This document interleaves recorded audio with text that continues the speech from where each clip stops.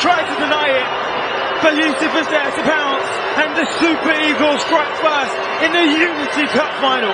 And that is exactly what we were expecting from the defending champions tonight.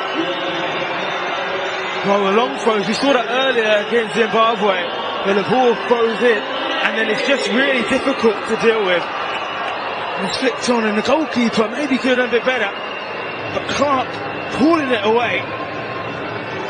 It was flipped on by a Jamaican player. Beautiful, pinnacle finish there by Yusuf. Opportunity to goal here. Come on. Indeed. Looking towards the far side, head out the goal! And it's Karen Murphy! Karen Murphy doubles the lead! The Super Eagles punish the Reggae Boys! A not a little moment to go, and they have now doubled the lead at the Valley. The Unity Cup holders have raced in again. They lead by 2. And it's the captain in Murphy.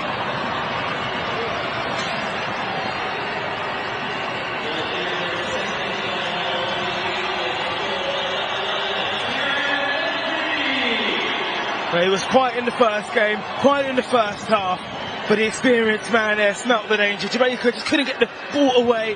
Aziz, the composure, becoming the provider tonight. In the 6-yard box, there was Moffy to plant it down into the middle, past the goalkeeper. And there's Johnny. Good run there. To Youssef! And he gets Cemented it in. Quality. Games get a match. Along the first minute. A splendid shot into the bottom corner. He gets the second for the Super Eagles. They have 3 here at the Valley, and they will win the Unity Cup again. The Super Eagles. Jamaica 0, Nigeria 3. A fine finish to wrap it up. I mean, what can you say? They say anything can happen, and anything has happened. Something great. The defending champions have clearly put the trophy firmly in their cabinets. Number 4. Otella, beautiful first touch. Side put it into the bottom corner. And then Yusuf is saying, can you go for the goal? Can you find that quality?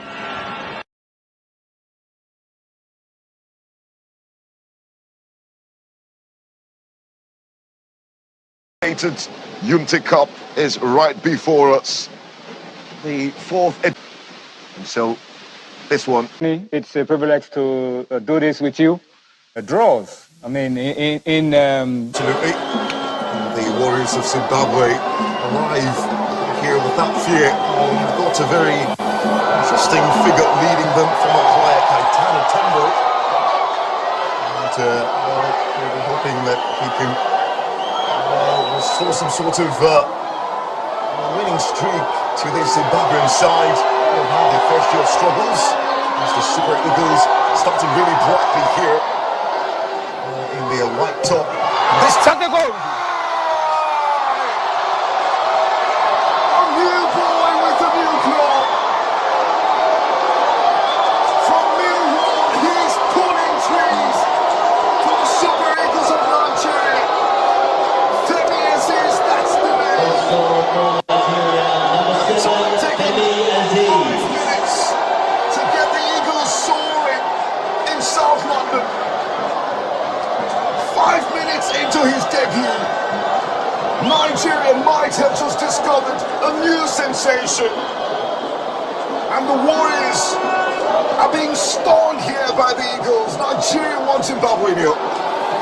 what a strike that was from the edge of the box. That was a fierce finish, and you don't get too many opportunities to score for the national team in your debut, on your debut, and that's what Femi Aziz, who plays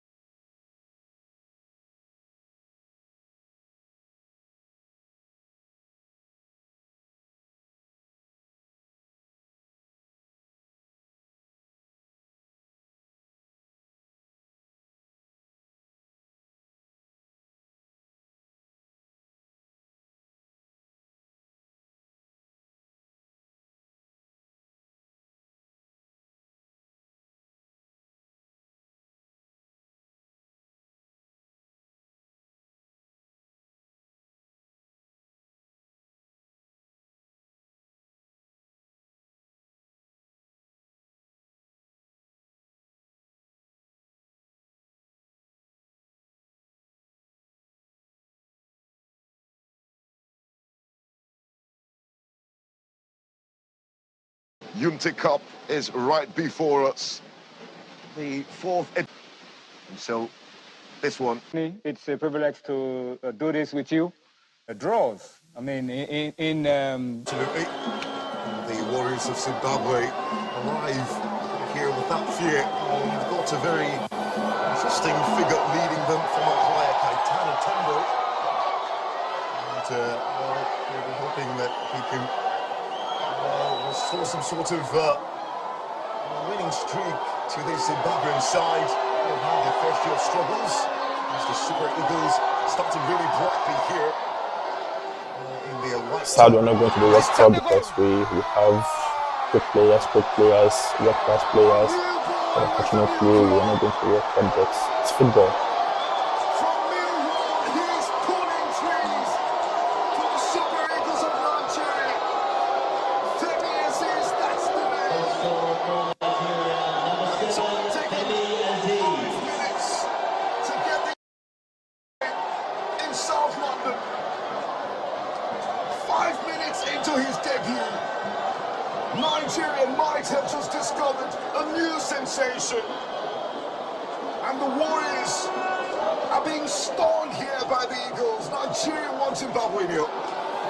what a strike that was from the edge of the box. That was a fierce finish, and you don't get too many opportunities to score for the national team in your debut. On your debut, and that's what Femi Aziz, who plays.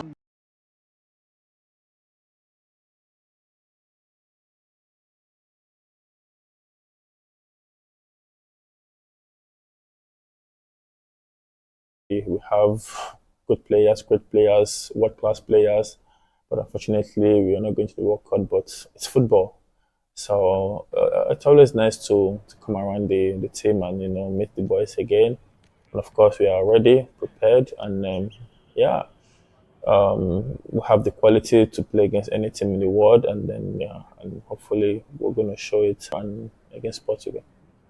For me, I think we had an amazing season, both me and the team.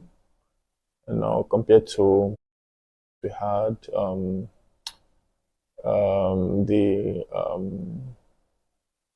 Our players and our the budget of the players we have compared to a lot of other teams. I think we really put in a good shift in the concluded season.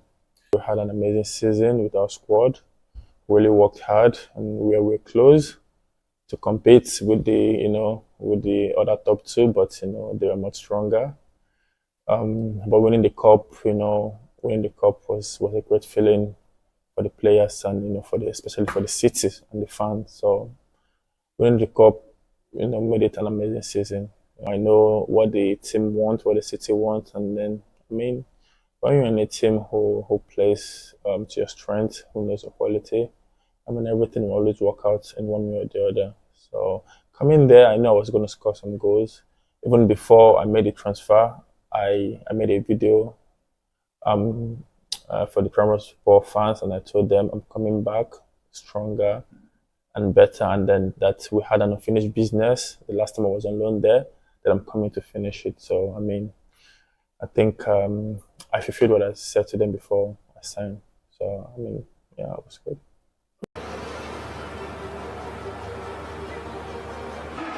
Very good evening and welcome to a rather chilly municipal stadium in Wrocław, Poland, where we're gearing up for a mouth-watering. It's going to find its way. Looking for Lewandowski, and he hits the post. Whereas always getting away from him. Managed to get a shot in. Still keeps control. Also there. A long-range effort instead from William Akong. Way off target. Leaving it in the end to Zelensky. And that's going to be a corner. Moses goes to ground. Nacho or Moses. Moses it is, but always going wide. A little bit too much curl from the Chelsea man.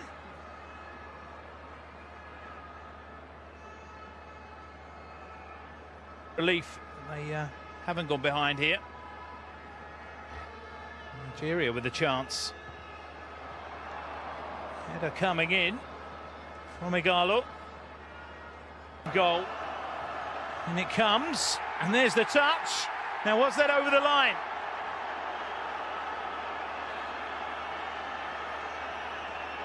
Well, the goal has not been given. Lewandowski tries his luck. Beaten away by Izohu. Nigeria by Izohu. All out ride for Koviak. Here's Lewandowski. Here's the chance. Good stop. The youngster doing well there. Came out, made himself big. And now the action switches to the other end. He's allowed to come a long way. He's gone down. And the penalty's been given. Well, he did look, or it did look rather dramatic. Let's see here. Well, pulls out of the challenge, but had he already made contact? And the Chelsea man comes out on top, and Nigeria have taken the lead here. Scorer in Ages football in Turkey for Trabzonspor, as this one comes in, headed over by the substitutes. Great run from him. Moses allowing him to get there. To have a ball in. Koshorviak. Just off target, watched all the way by Francis Izohu. Couldn't really get the connect. Switching the play once again nicely. Was Izohu. The ball, we find a good delivery. Again he comes. And that one's hit back in by Krikoviak. Knew that Izohu had to come a long way for that. Well, there it is. There's the final whistle. And applause and smiles all round from Adam Nawalka.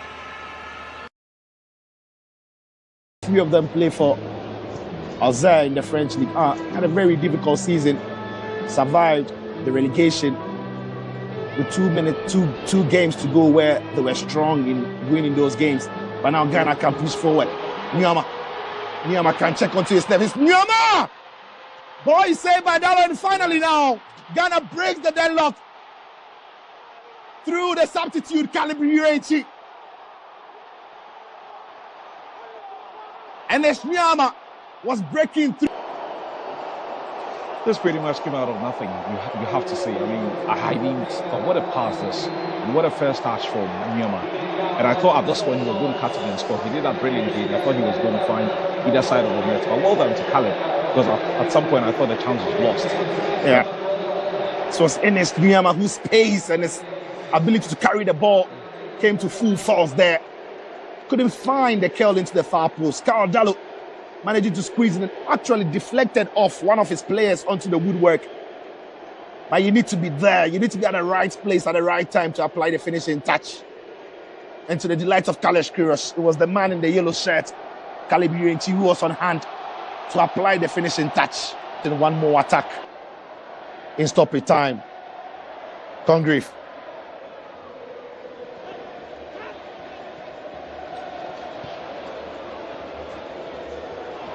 Nico Williams. Broadhead. Back to Williams. Oh, gets round Barbara Man so easily. Ball comes into the box. The header is good. And it's the equalizer they've been looking for. Bowles pulling back from Kumas. The second half substitute who took the place of Kiefer Moore.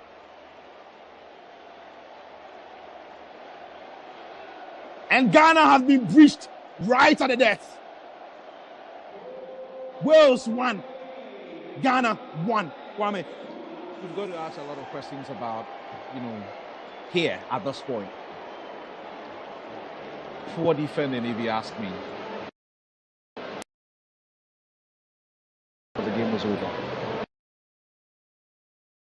Yeah. Got around Babarman so easily and whipped the ball in with great pace, but it's the movement across Ajete from Kumas that was delightful. And once he got across his man, it was all about.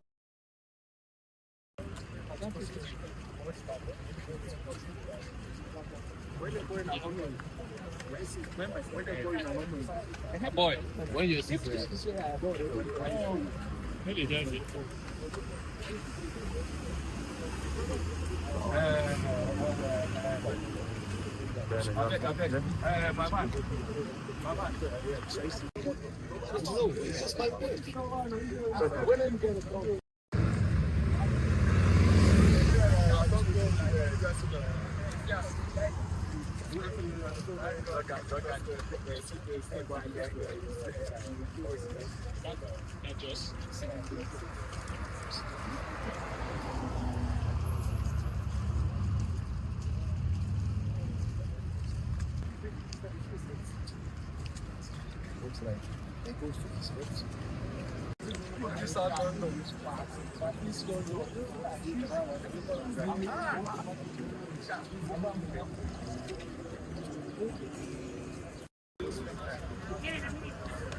because Nike doesn't use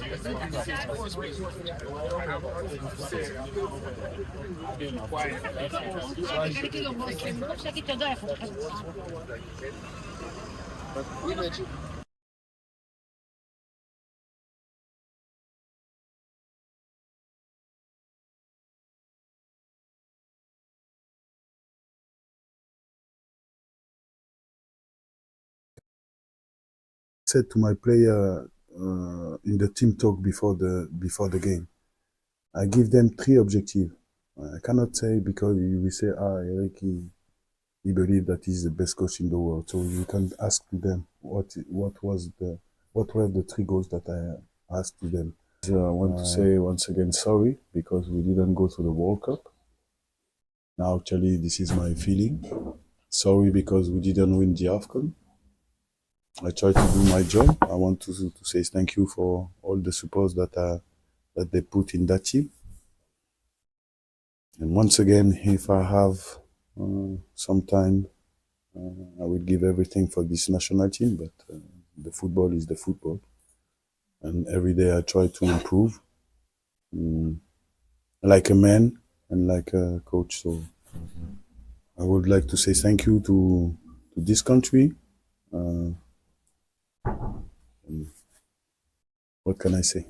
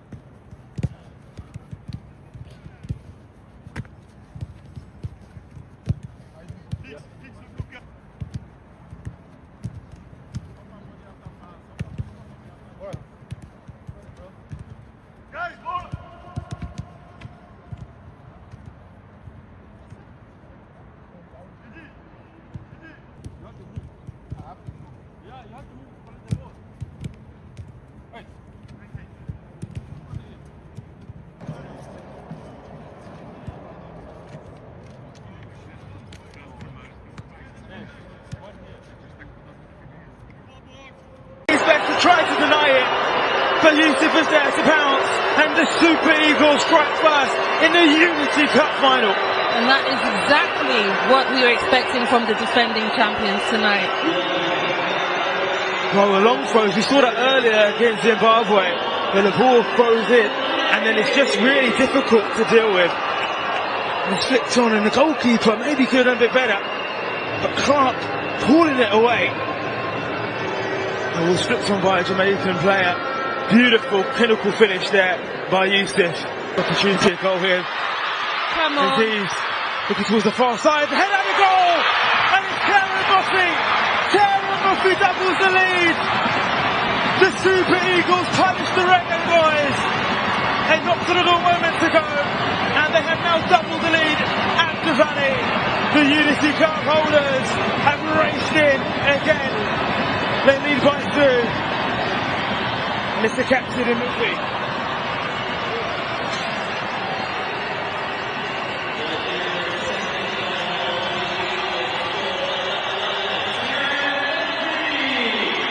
Well, he was quiet in the first game, quiet in the first half, but the experienced man there smelt the danger. Jamaica just couldn't get the ball away. Aziz, the composure, becoming the provider tonight. In the 6-yard box, there was Moffy to plant it down into the middle, past the goalkeeper. And there's Johnny. Good run there. To Youssef! And he gets Cemented it in. Quality. Games get a match. Along the first minute. A splendid shot into the bottom corner. He gets the second for the Super Eagles. They have 3 here at the Valley, and they will win the Unity Cup again. The Super Eagles. Jamaica 0, Nigeria 3. A fine finish to wrap it up. I mean, what can you say? They say anything can happen, and anything has happened. Something great. The defending champions have clearly put the trophy firmly in their cabinets. Number 4. Otella, beautiful first touch. Side put it into the bottom corner. And then Yusuf is saying, can you go for the goal? Can you find that quality?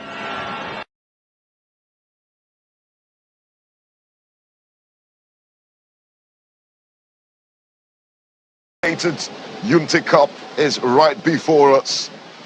The 4th. So this one. It's a privilege to do this with you.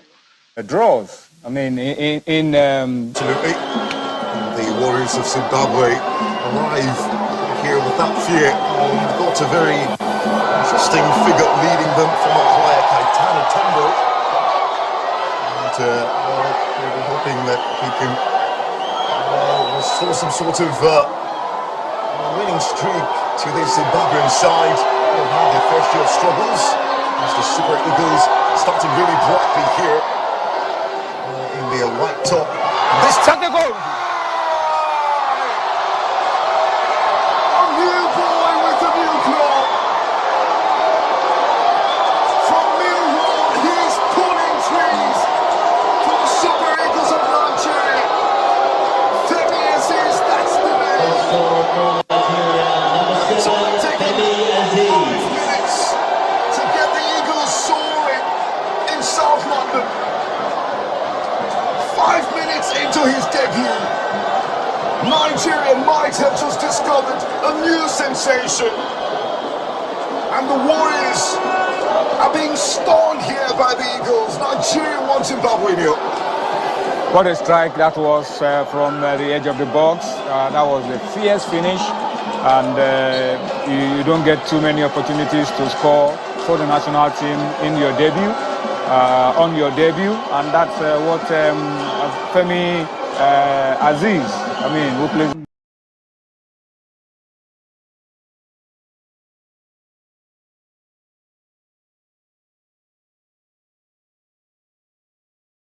Yeah, we have the quality to play against any team in the world, and then and hopefully we're going to show it against Portugal.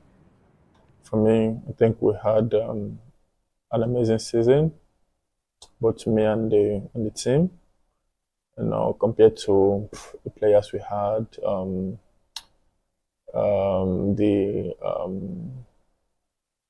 our players and our,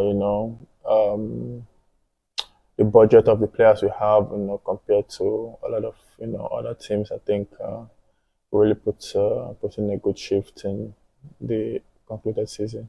We had an amazing season with our squad. Really worked hard, and we were close to compete with the other top two, but they were much stronger. But winning the cup, was a great feeling for the players and especially for the cities and the fans. So winning the cup, made it an amazing season. I know what the team wants, what the city wants, and then when you're in a team who plays to your strength, who knows your quality, everything will always work out in one way or the other. So coming there, I know I was going to score some goals. Even before I made the transfer, I made a video for the Premier Sport fans, and I told them I'm coming back stronger and better, and then that we had an unfinished business the last time I was on loan there, that I'm coming to finish it. So I think I fulfilled what I said to them before I signed. So it was good.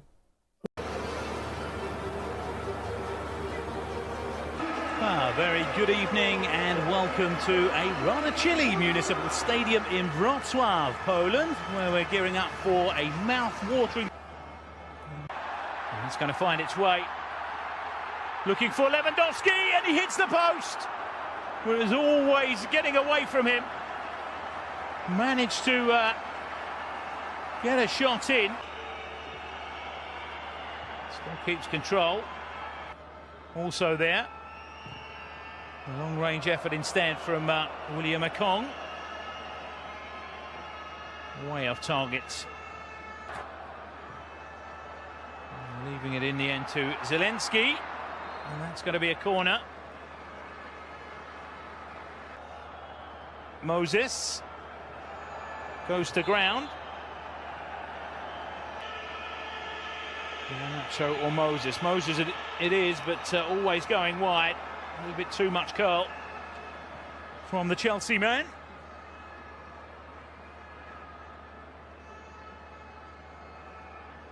Relief, they haven't gone behind here. Nigeria with a chance. Header coming in from Igalo. Goal. And it comes, and there's the touch. Now, was that over the line?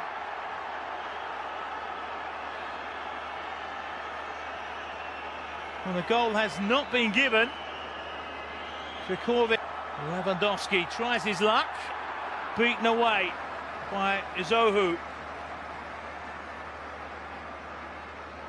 Nigeria by Izohu. Ball out wide for Koviak. Here's Lewandowski. Here's the chance. Good stop. The youngster doing well there. Came out, made himself big. And now the action switches to the other end. He's allowed to come a long way. He's gone down. And the penalty's been given. Well, he did look, or it did look rather dramatic. Let's see here. Well, pulls out of the challenge. But had he already made contact? And the Chelsea man comes out on top, and Nigeria have taken the lead here. Scorer in his football in Turkey for Trabzonspor, as this one comes in, headed over by the substitutes. Great run from him. Moses allowing him to get there. Have a ball in. Koviak. Just off target, watched all the way by Francis Izohu. Couldn't really get the connect. Switching the play once again nicely. Was Izohu. The ball, we find a good delivery. Again he comes. And that one's hit back in by Koviak. Knew that Zohu had to come a long way for that. Well, there it is. There's the final whistle.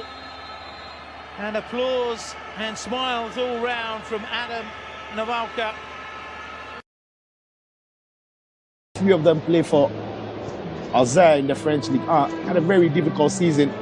Survived the relegation with 2 games to go where they were strong in winning those games. But now Ghana can push forward. Nyama can check onto his left. It's Nyama!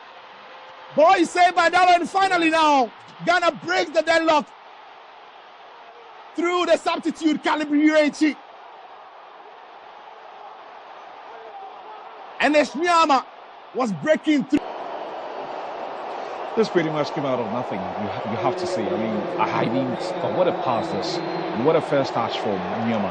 And I thought at this point he was going to cut it and score. He did that brilliantly. I thought he was going to find either side of the net. But well done to Caleb, because at some point I thought the chance was lost. Yeah. It was Ernest Nyama whose pace and his ability to carry the ball came to full force there. Couldn't find the curl into the far post. Carl Dallo managing to squeeze it and actually deflected off one of his players onto the woodwork. But you need to be there. You need to be at the right place at the right time to apply the finishing touch. And to the delight of Kalesh Kiros, it was the man in the yellow shirt, Caleb Urenchi, who was on hand to apply the finishing touch. Then one more attack in stoppage time. Congreve.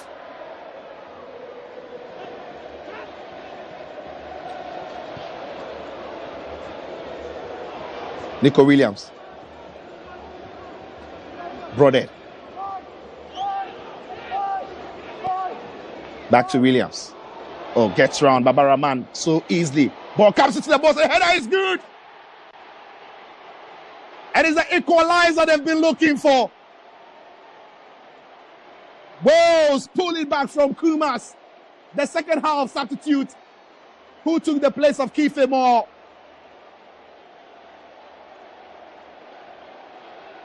And Ghana has been breached right at the death. Wales 1, Ghana 1. Kwame. You've got to ask a lot of questions about, here at this point. Poor defending, if you ask me. The game was over. Yeah. Got around Babaraman so easily and whipped the ball in with great pace, but it's the movement across Ajete from Kumas that was delightful. And once he got across his man, it was all about.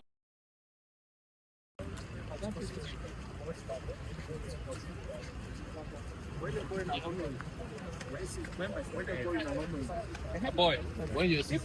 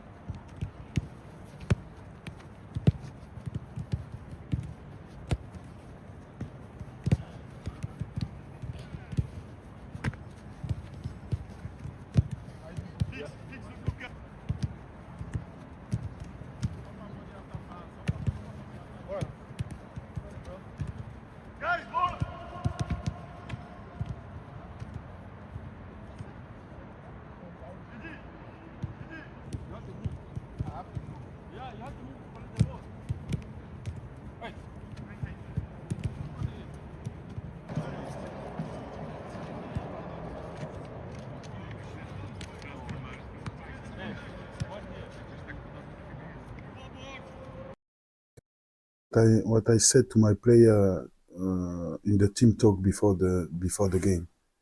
I give them 3 objectives. I cannot say because you will say, Eric, he believe that he's the best coach in the world. So you can ask them what were the 3 goals that I asked to them. I want to say once again sorry because we didn't go to the World Cup. Now actually this is my feeling. Sorry because we didn't win the AFCON. I tried to do my job. I want to say thank you for all the support that they put in that team. And once again, if I have some time, I will give everything for this national team, but the football is the football. And every day I try to improve, like a man and like a coach. So I would like to say thank you to this country.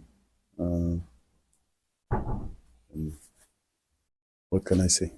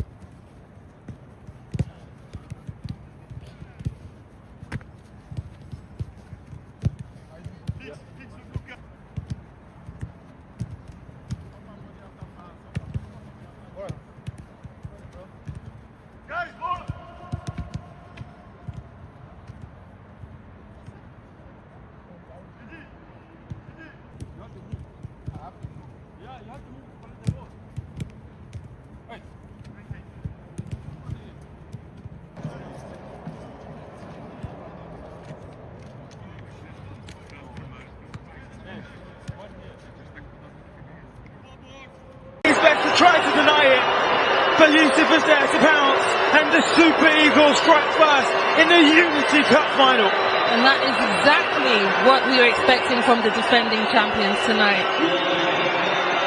Well, the long throws, we saw that earlier against Zimbabwe, where the ball throws in, and then it's just really difficult to deal with. And it's flicked on, and the goalkeeper maybe could have done a bit better, but Clark pulling it away. It was flipped on by a Jamaican player. Beautiful, clinical finish there by Yusuf. Opportunity to goal here. Come on. Indeed. Looking towards the far side. Head out of goal! And it's Karen Murphy. Karen Murphy doubles the lead. The Super Eagles punish the Reggae boys. They knocked it a little moment ago. And they have now doubled the lead at the Valley. The Unity Cup holders have raced in again. They lead by 2. And it's the captain in Murphy.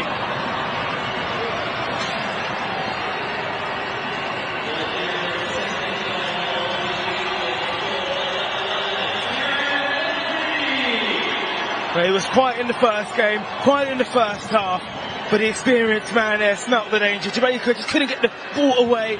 Aziz, the composure, becoming the provider tonight. In the 6-yard box, there was Moffy to plant it down into the middle, past the goalkeeper. And there's Johnny. Good one there. To Yusuf! And he gets Cemented it in. Quality. Game, set, match. The 91st minute. A splendid shot into the bottom corner. He gets It's the second for the Super Eagles. They have 3 here at the Valley, and they will win the Unity Cup again. The Super Eagles. Jamaica 0, Nigeria 3. A fine finish to wrap it up. I mean, what can you say? They say anything can happen, and anything has happened. Something great. The defending champions have clearly put the trophy firmly in their cabinets. Number 4. Otella, beautiful first touch. Side put it into the bottom corner. And then Yusuf is saying, can you go for the goal? Can you find that quality?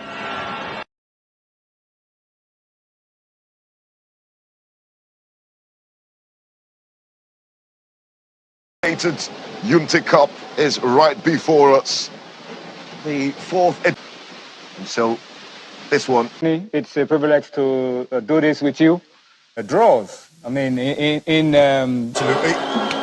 The Warriors of Zimbabwe arrive here with that fear. You've got a very interesting figure leading them from a player, Kaitana Tembo. And we'll be hoping that he can restore some sort of winning streak to the Zimbabwean side. They've had their fair share of struggles as the Super Eagles starting really brightly here in their white top. this time the goal. A new boy with a new claw. From Millwall, he's pulling trees for the Super Eagles of Nigeria. Femi Aziz, that's the name. It's only taken 5 minutes to get the Eagles soaring in South London. 5 minutes into his debut, Nigeria might have just discovered a new sensation. And the Warriors are being stoned here by the Eagles. Nigeria wants Zimbabwe nil. What a strike that was from the edge of the box. That was a fierce finish, and you don't get too many opportunities to score for the national team in your debut, on your debut, and that's what Femi Aziz, who plays.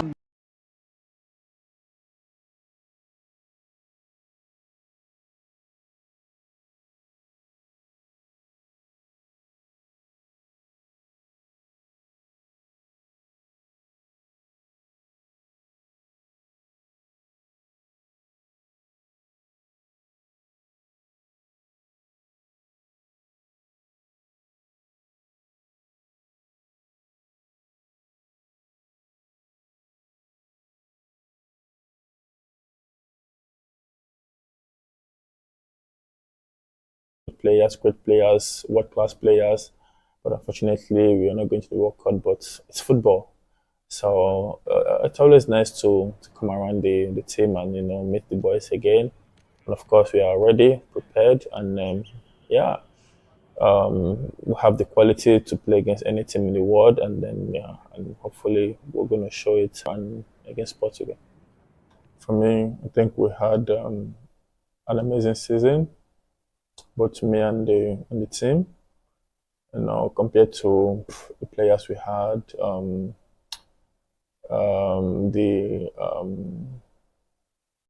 our players and the budget of the players we have, compared to a lot of other teams, I think really put in a good shift in the concluded season. We had an amazing season with our squad. Really worked hard, and we were close to compete with the other top 2, but they are much stronger. But winning the cup, was a great feeling for the players and especially for the city and the fans. So winning the cup, made it an amazing season. I know what the team wants, what the city wants, and then when you're in a team who plays to your strength, who knows your quality, everything will always work out in one way or the other. So coming there, I know I was going to score some goals. Even before I made the transfer, I made a video for the Premier Sport fans, and I told them I'm coming back stronger and better, and then that we had an unfinished business the last time I was on loan there, that I'm coming to finish it. So, I mean, I think I fulfilled what I said to them before I signed. So, I mean, yeah, it was good.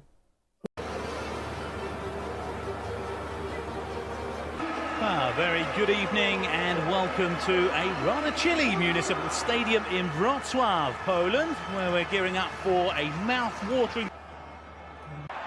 It's going to find its way. Looking for Lewandowski, and he hits the post. Was always getting away from him. Managed to get a shot in. Still keeps control. Also there. A long-range effort instead from William Akong.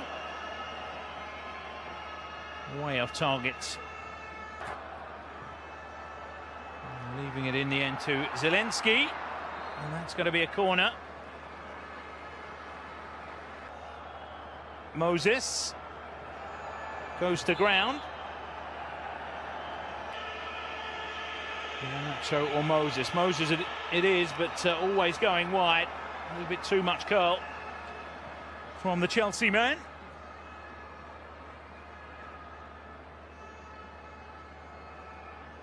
Relief they haven't gone behind here. Nigeria with the chance. Header coming in from Igalo. Goal. And it comes. And there's the touch. Now, was that over the line?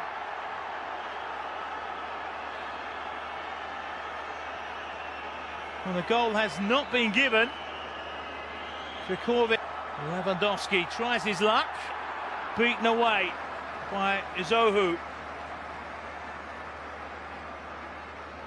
Nigeria by Izohu. All out wide for Koviak. Here's Lewandowski. Here's the chance. Good stop. The youngster doing well there. Came out, made himself big. And now the action switches to the other end. He's allowed to come a long way. He's gone down. And the penalty's been given. Well, he did look, or it did look rather dramatic. Let's see here. Oh, pulls out of the challenge. But had he already made contact? And the Chelsea man comes out on top. And Nigeria have taken the lead here. Scorer in Plays football in Turkey for Trabzonspor. As this one comes in, handed over by the substitutes. Great run from him. Moses allowing him to get there. Have a ball in. Koszorwiak. Just off target, watched all the way by Francis Izohu. Couldn't really get the connect. Switching the play once again nicely. Was Izohu. The ball, we find a good delivery. Again he comes. And that one's hit back in by Koszorwiak. Knew that Izohu had to come a long way for that. Well, there it is. There's the final whistle. And applause and smiles all round from Adam Nawalka. 3 of them play for Auxerre in the French League. Had a very difficult season. Survived the relegation with 2 games to go, where they were strong in winning those games. But now Ghana can push forward. Nyama can check onto his left. It's Nyama! Boy, saved by Dallo, and finally now Ghana breaks the deadlock through the substitute Calibri. And Nyama was breaking through. This pretty much came out of nothing. You have to say. I mean, I mean, what a pass this, and what a first touch from Nyama. And I thought at this point he was going to cut it and score. He did that brilliantly. I thought he was going to find either side of the net. But well done to Caleb, because at some point I thought the chance was lost. Yeah. So it's Nyama, whose pace and his ability to carry the ball came to full force there.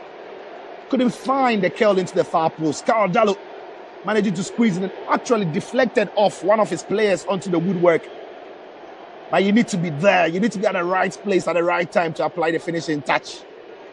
And to the delight of Kalesh Kyrgios, it was the man in the yellow shirt, Caleb Urinti, who was on hand to apply the finishing touch. Then one more attack in stoppage time. Congreve.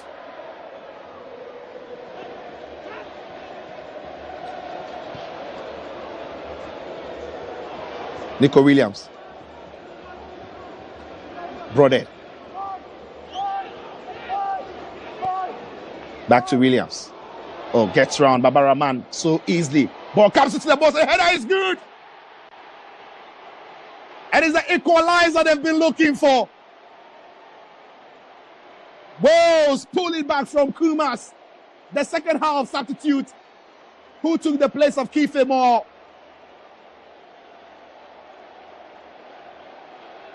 And Ghana has been breached right at the death.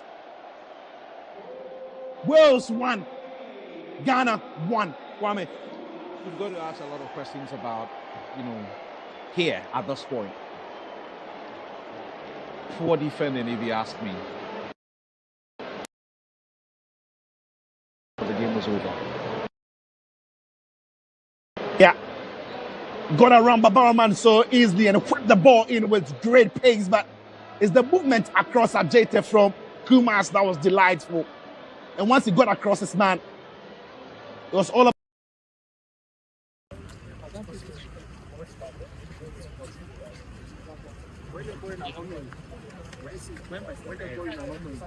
Boy, when you see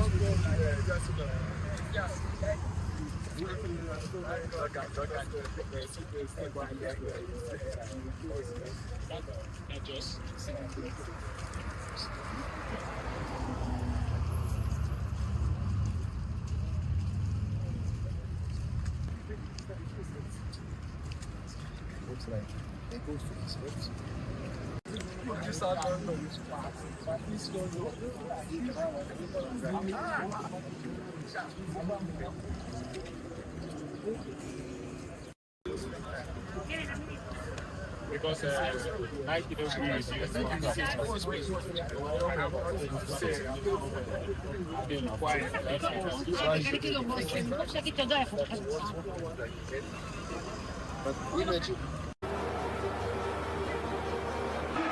Very good evening and welcome to a rather chilly municipal stadium in Wrocław, Poland, where we're gearing up for a mouth-watering. It's going to find its way. Looking for Lewandowski, and he hits the post. Well, as always, getting away from him. Managed to get a shot in. Still keeps control. Also there. A long-range effort instead from William Akong. Way off target. Leaving it in the end to Zelensky. And that's going to be a corner. Moses goes to ground. Nacho or Moses. Moses it is, but always going wide. A little bit too much curl from the Chelsea man.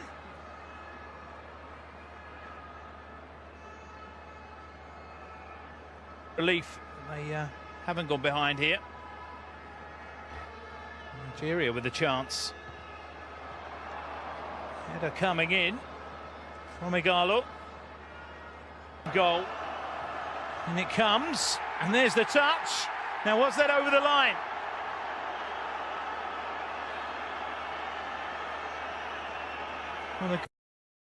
What I said to my player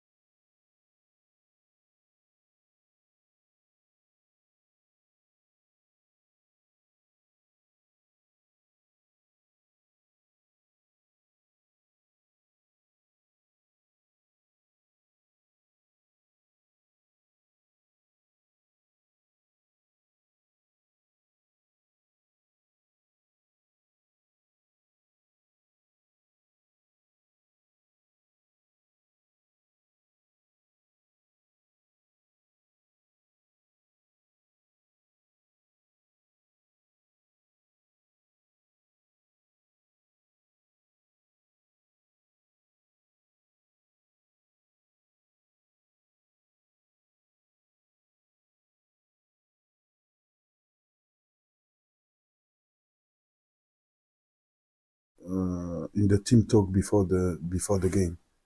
I give them 3 objectives. I cannot say because you will say, Eric, he believe that he's the best coach in the world. So you can ask them what were the 3 goals that I asked to them. I want to say once again sorry because we didn't go to the World Cup. Now actually this is my feeling. Sorry because we didn't win the AFCON. I tried to do my job. I want to say thank you for all the support that they put in that team. And once again, if I have some time, I will give everything for this national team, but the football is the football. And every day I try to improve, like a man and like a coach. So I would like to say thank you to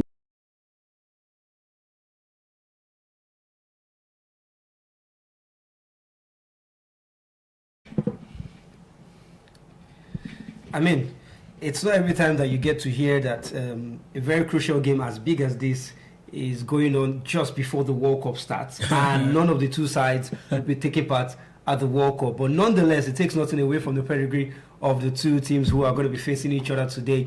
And so we'd like to welcome everybody on that note to our vivx studios here in Lagos. You know, I always say that whenever we have any game here, this studio is just an extension of wherever that game is played. So absolutely. For today, we are reaching from Poland, Nigeria, Warsaw. from Warsaw in Nigeria. Yes, welcome to the vivx sports studio, where we'll be bringing you live commentary from the game between Nigeria and Poland. It's World Cup season, but these 2 teams will not be going to the World Cup, like I said earlier on. But nonetheless, we have to do justice to this one, because whether they like it or not, this game adds to the FIFA World Cup rankings. And so my name is Samuel Bamishebu. We'll take you through the game, and alongside me is Dr. George, my guy. Always a pleasure. Stars centre back, and this partnership definitely is going to the World Cup. Yeah. Sadly, even if the Super Eagles will be at the World Cup, this partnership is one that works. VIVX giving you the best of all you need to know: Nigerian football, African sports, and everything concerning Africa and Nigeria by perspective. And this game typically should be a World Cup game, a classic World Cup group game. But strangely, these 2 sides will not be at the showpiece of Immortals happening in the United States, Canada, and Mexico. Really, really a frustrating one for both countries. And I mean, I always hear that you will not feel the pain, just like heartbreak. You will not feel the heartbreak until you seal your ex with someone else. Is what's going to happen by the time the World Cup starts. Then it will dawn on Nigerians that we are not going, and that pain will hit very sharply. But we are here to cover the game, and really, it's going to be explosive. It will hit more when you see Ghana playing at that World Cup. They'll play England in that World Cup. Imagine that kind of game. I mean, it hits more for Nigeria when it's that neighbor. Yes, that's why I have to call Ghana. And then the banter, and the banter is going to come back. Of course, alive. South Africa that will be. And the most painful part of this is the stars are not going to be at the World Cup. So if you talk about Nigeria, you say Victor Osimhen, for instance, and then it will be. But in this same Polish side, you're not going to see Bednarek, you're not going to see Lewandowski, who you feel like should be playing in the Saudi League, but he's banging goals at Barcelona. Yeah, definitely. It's really, really sad. And for the Polish, it was similar story like Nigeria. They got to the playoffs. I remember they took on Sweden.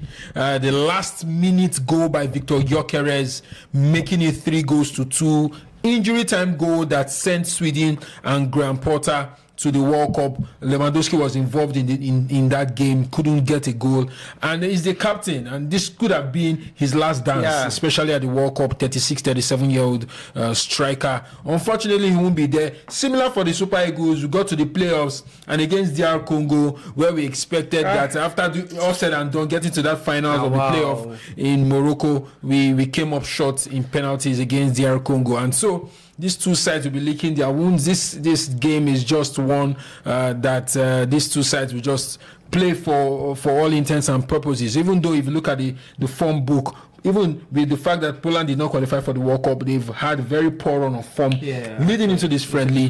Lost back-to-back friendly games. Last was against Ukraine, 2-0. But Nigeria on the other side looked like a side. If on another day this could have been perfect form going into the World Cup, because they've won. They won the Unity Cup, won their last 3 games, scored in the last 3 or 4 friendly games, and it's been a fantastic run going into this one. The last time these two sides faced each other, 2018, it was preparation for the 2018 World Cup. Nigeria won. Victor Moses penalty against Poland. Lewandowski was also involved in that one. So Nigeria has a good record against Poland. And in this game, even though Poland will be playing at home in front of their fans, I think that the Super Eagles of Nigeria will still fancy their chances. So interestingly, yes, Super Eagles were the last team to beat Poland in the friendly before Ukraine. Ukraine, and that happened since 2018. Well, Super Eagles on their own side, so don't have so much of a super record against the European teams. Poland are the only team literally that we've defeated in the last 8 meetings with European teams. So on one hand, you say, okay, fine, they're not good against European side. On the other hand, well, we were the last team that they defeated in Europe, But for the Super Eagles of Nigeria, you talk about that form now that you mentioned from the Unity Cup. Cheers to Nigeria anyway. The only teams who have won the Unity Cup. I mean, just 4 times, and they're the only ones that have won it. All 4, even when they carry Team C. Call it whatever you want to call it. When the highlight of that game was posted on so many social, people were asking, are these ones Nigeria too? This is not the Nigerian team that we know about. They were playing fine football, and I think something has to be given to Eric Schell. Yeah, definitely Eric Schell. A lot of times when he's had the chance to use the Team B, I've always wondered.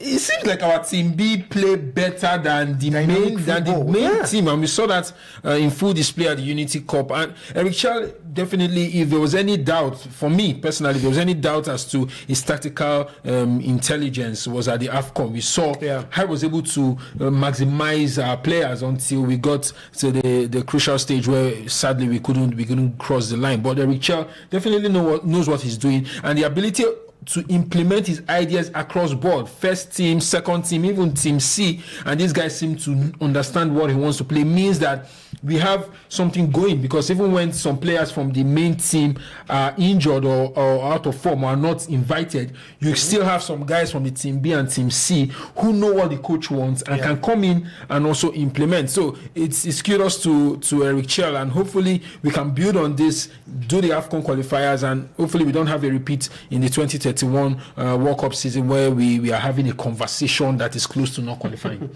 Or close to not qualifying is... and hopefully we'll be allowed to stay for that long too. Just like West Ham had really time to really build. Yeah, absolutely correct. Only 3 players, if I'm not mistaken, from the Unity Cup squad are here in Warsaw for Nigeria. Then Igor Ugbu, who started the defense of both game. Tochukwu Nadi as well in the midfield. Terry Murphy, who had a very fine performance through that Unity Cup tournament. But hey, Unity Cup is gone. It's up to Poland and Portugal now. The 2 friendlies that Nigeria will be playing. One World Cup bound team and the other not going to the World Cup. But for Nigeria, this is where it ends really after the game against Portugal, and you just have to sit back and wait, and every other player just goes on holiday waiting for the next game. I will bring you the lineup of the sides today. Maduka Okoye is finally back in the squad. Very deserved. I think that Nwabali has had his issues, and everyone has clamored for Maduka to come back. Goalkeeper, we know how difficult it is for African goalkeepers to make it into the top leagues in Europe. And so when you have a Nigerian goalkeeper steadily in and out, game in, game out, shielding the goal for a top 5 in a top 5 league, Udinese, you definitely want to really play him, and it's good that he's come back into the side. Well, happy for him. He's had some invitation at some point and wasn't able to make it back into the squad. Bruno Onyemaechi is also in the defense alongside Igor Ogbu and Emmanuel Fernandez, who scored on his debut for Nigeria, as well as the young 21-year-old Abdoulaye Bewene, who was called from Czech Republic after the Bright and a few other players could not make it to the squad. Also in the midfield is Tochukwu Nandi, Frank Oyeka, and Wilfred Onye Ndidi. And up front is a man who shone like a million stars behind Victor Osimhen, Akko Adams. 3 goals, 2 assists at the African Cup of Nations. Samuel Moses having had a great season with Paris FC in France. And then Terry Murphy, who was fresh from the Unity Cup. 3 assists and a goal for him. deservedly has a spot in this starting lineup. Yeah, deservedly, especially as we've always had the issue in the Super Eagles when Osimhen is absent, who steps up?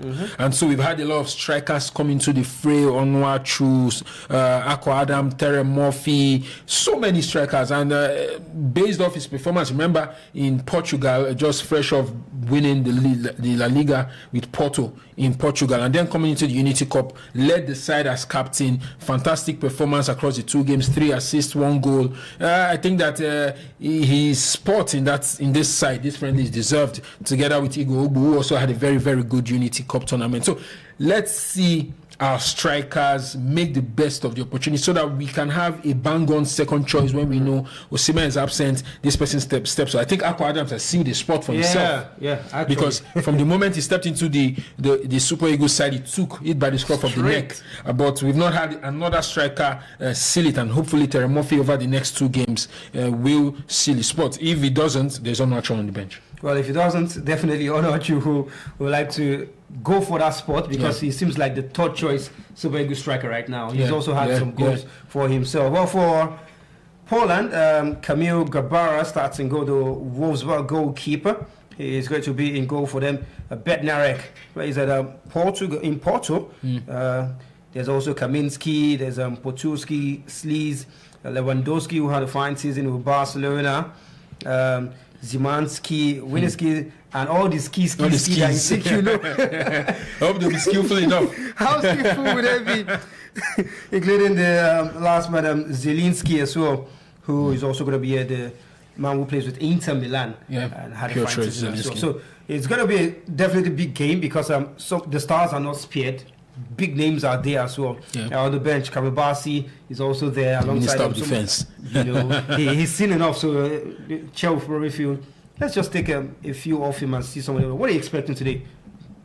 I expect. I don't expect both sides to sit back. Just remembering the last friendly between these 2 sides, it was end to end. These 2 sides. I remember Lewandowski missed a couple of chances. Zor was in goal, had a couple of saves. Zelensky also involved a few free kicks that was all saved. Nigeria too. Ihan and Trevor Moses. They were also very, very involved in the thick of the action, and Moses getting the goal. So I expect these 2 sides, especially for Poland. I think that they have a lot to prove. Their coach Orban is in the middle of a losing run, and it's very important that they break that losing streak. So they will definitely all hands will definitely be on deck. The Polish will come out to play. They are playing in front of their fans, who are already dealing with the heartbreak of not qualifying for the World Cup. They don't want to deal with the heartbreak of losing again to the Super Eagles of Nigeria. But for the Super Eagles, definitely not favorites in this one, because they are playing away from home, playing in a packed stadium filled with the Polish supporters. So if they get a draw in this one, definitely they would give themselves a pat on the back. But they know that they have won over the Polish psychologically, and especially on the form book. So they will look at this one and know that it's all to play for. And I really, really see that these sides would come out to play. Of course, the Super Eagles players who are getting a chance in this game want to stake a claim to being a part of Eric Chell's team going into the AFCON qualifiers. So it's a lot to play for, even though they're not going for the World Cup, but it's a lot to play for individually and as respective teams in this one. Well, pictures on our screen already as the players make their way onto the pitch. Remember to subscribe to our channel and turn on the post notification button, vivxsports, where we bring you coverage of so many African games as regards different competition, from the MPFL to the South African PSL as well, the Ghanaian Premier League.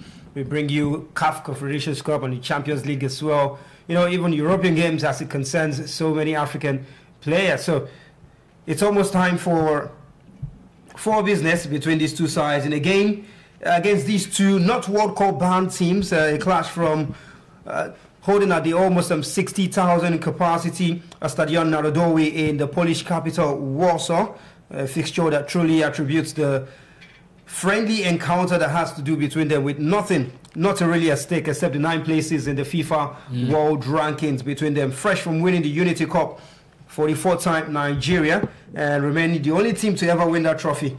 26th rank in the FIFA ranking. They come into this one in flying colors, especially since the start of the reign of the Mayan gaffer Eric Sekushel.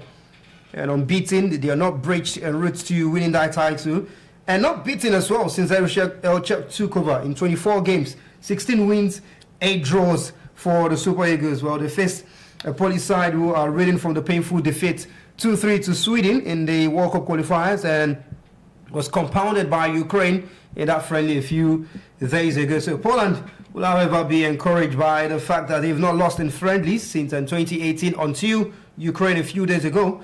But that defeat was handed to them by Victor Moses of Nigeria from the penalty spot. So tonight, it's going to be a game against two sides who really have not so much between them, but at the same time, just one meeting and the win going to Nigeria. Well, the catch for them is that the only one win for Nigeria against European side came against Poland. So where exactly will this one tilt today? I think it's just going to be a matter of who wants it most. There's not going to be too much energy, I feel, in the game. Maybe because everybody just wants to go and have a good holiday at the same time. Nothing at stake. Yeah. But I feel there's going to be a lot of quality on display today. Yes, there will be. There will be. You look at the players on display. You have Robert Lewandowski on a good day.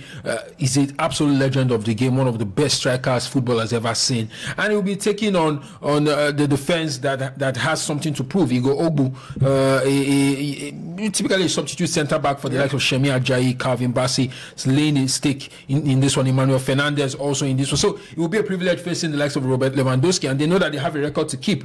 He hasn't scored against the Super Eagles, I must say. In the last appearance, he did not score. He hasn't scored, I would say. So they would definitely want to preserve that. There's a lot of quality on show. Even going ahead, it's the battle between the Portuguese guys, Murphy, Bednarek, teammates at club level. It would be interesting to see how that one will go. Piotr Zielinski, number 10 for Poland, who is also in the midfield, would be one to also look out for. So there's quality all around both sides, and it's, as you said, it's about who wants it more. I think that the Polish wants it as much, but will the Super Eagles allow them just steamroll over them? That's yet to be seen. Well, rolling over is something I think the Super Eagles side are used to doing nowadays. They always want to go toe-to-toe with whoever the opponents are. For Maduka Okoye, it's just a chance to remind everybody of the quality that he has with the Super Eagles. Not had so much of his swell time with Nigeria. It's been here and there, really, but not so much of the positives, really, for him, especially till since when he left and hasn't made his return. Since then, Nwabali has had a good time. We've also had Uzo deputized in a very good form recently since when he took over, really. He's not been poor, to be very honest. And there's also Okonkwo, who they've been singing his songs to come. He's coming, played 2 games of the Unity Cup, not breached at all. So he's also another goalkeeper we'll be seeing a lot of times. And for the other Nigerian players, well, I think he's pretty decent in the midfield. If it's a 4-4-2, which you expect, Murphy and Akko up front, that's some good firepower with Simon going on one side. The issue now is who makes that run on the right-hand side. You've got Ndidi, Onyeka, Unadi. Which of them is going to be going towards the flank? You know, Eric Shell plays a 4-4-2, but he plays a diamond midfield. And so what we expect from what we've seen is Nadi sitting, and you have Onyeka and Ndidi, the center, and then Simon, which is what Lukman would typically do when we're playing, just occupy that 10. We've seen Eric Shell have a thing with wingers occupying the 10 position.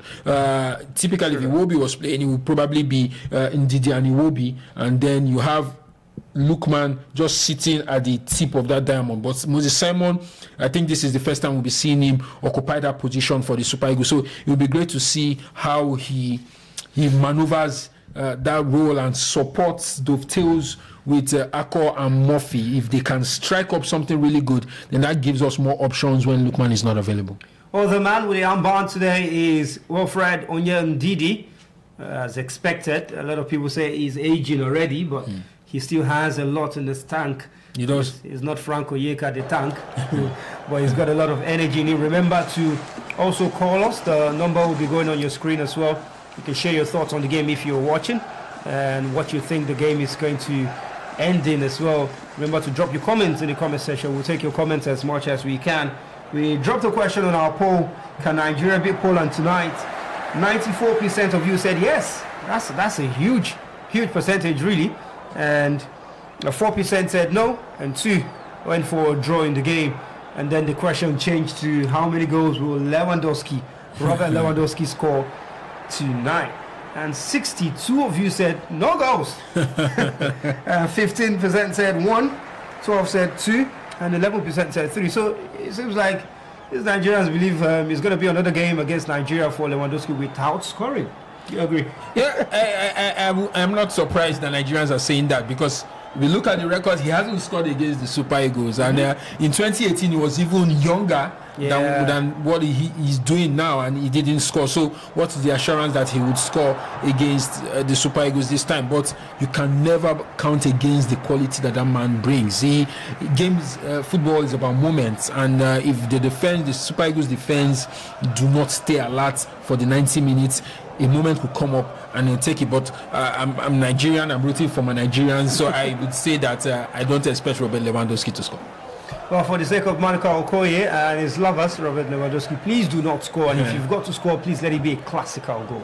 No, a goal that we will bow and say, we go bow for the results. Exactly. You know what we're talking about. Well, the game is underway already, just a couple of minutes, and it's been balanced since the start. There's Onyeka, Didi, Simon with the heavy touch, but Nigeria get the free kick. Just some meters past the halfway line to the right from the Polish half. Didi, his long pass was he's caught out looking for Abdoulaye Bawene, but that one's been picked up by Poland, and they will build themselves from behind. Kaminski, and just taking the time in the middle. Sleaze turns away from the pressure and goes back to Kaminski again, and the goalkeeper with a poor pass and maybe a chance for Nigeria. The cutback is cut out, and almost the first goal for Nigeria, and that's come off a goalkeeping error. Yes, that was very close. The Polish side trying to play from the back, but there was a little complacency there between Kaminski and Bednarek, and of course the goalkeeper, they did not get their acts together. And Eric Schell, you know, for his intense pressing, and you saw that, and that led to a chance that could have been the first goal for the Super Eagles, and that's we smell danger. Yeah, danger. The Wolfsburg goalkeeper needs to be careful, because this Nigerian side know how to press a lot. It's a good pass down the left hand side for Poland to attack. Some defending to be done on the right hand side. Cuts inside, player slips, it's across all the way to the back post. Should be the first goal. And somehow they've not found the back of the net. What a chance that one for Kaminski, who's thrown it away. What a chance. You don't get that kind of chance and miss it. We see the cross being put in. The defenders were nowhere to be found. Two Polish players facing Maduka, the goalkeeper, and it was a matter of pick your spot, banging goal, and that was such a horrible miss. I'm very sure we had a Robert Lewandowski at the end of that cross. That would have been 1-0 to Poland, but we talked about smelling danger on both sides. We've had chances almost convert to goals. That just gives us an inkling of what to expect in this game. It's going to be end-to-end stuff, and definitely at this point I don't see it ending in a goalless draw. But that was such a chance missed that I hope they won't regret. Well, Lewandowski was lurking behind, and he was hoping that chance was going to fall to him before Kaminski made his way front to head that one into the side of the net.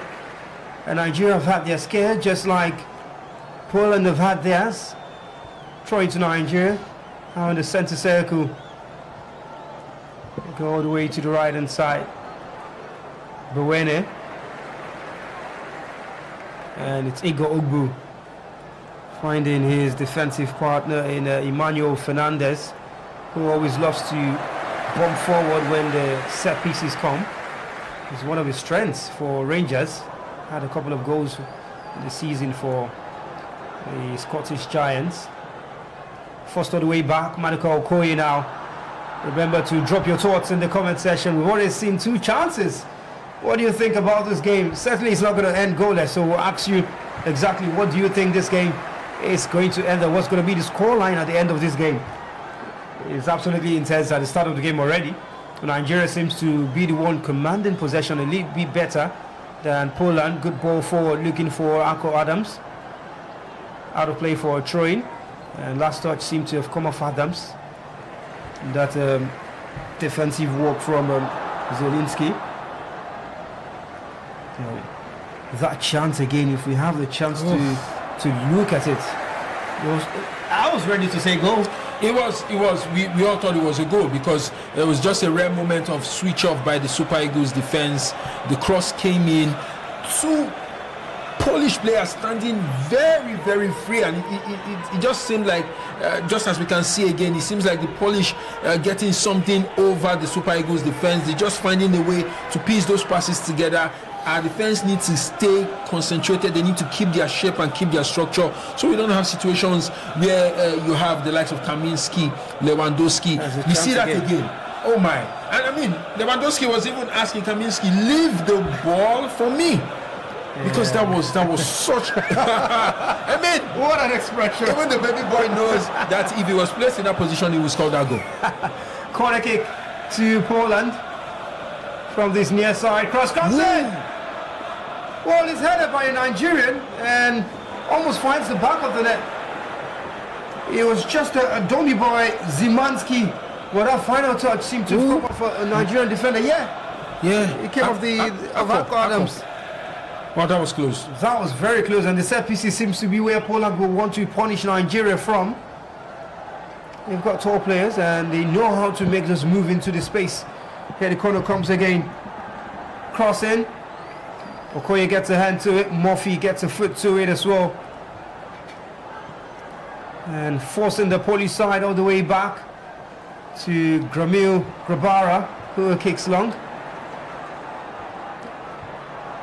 And we're brought down by Ogbu. Does well under pressure, gets away from his man. And relinquish possession to Onyeka. Well, it's been a very good start to the game, certainly. It's not been dull at all. And Nigeria will need to be much more careful when defending. It seems like when Poland are coming forward, they go through the left-hand side and quickly just switch the ball to the right, where they seem to have made an overload of players waiting. And Nigeria need to be switched on for that in the coming scenarios. So it just be a repeat of chances and chances to come. Murphy winning the free kick for Nigeria. Moses Simon. 9 minutes on the clock. Just a minute from 10. The marks on the face of Gramil Grabara. Well, maybe that's a disadvantage for him. You never can tell. And this free kick, Nigeria loading players into the box. Emmanuel Fernandez is one of those in that area. Loves the set pieces. Ako Adams is in there. Can Moses Simon send a decent delivery? He's got it in him. The cross is good. And at the back post is headed out by the Polish defenders. And now forced the game to defend. Pressure on the goalkeeper. Grabara does well this time to get a pass. Great turn, but turns into throw-in eventually. Let me check some of the comments on the YouTube broadcast. Let's hear what you're saying. Remember, you can call us as well. The numbers will be rolling on the screen for you. So please remember to call us and share your thoughts on the game and what you think is going to happen.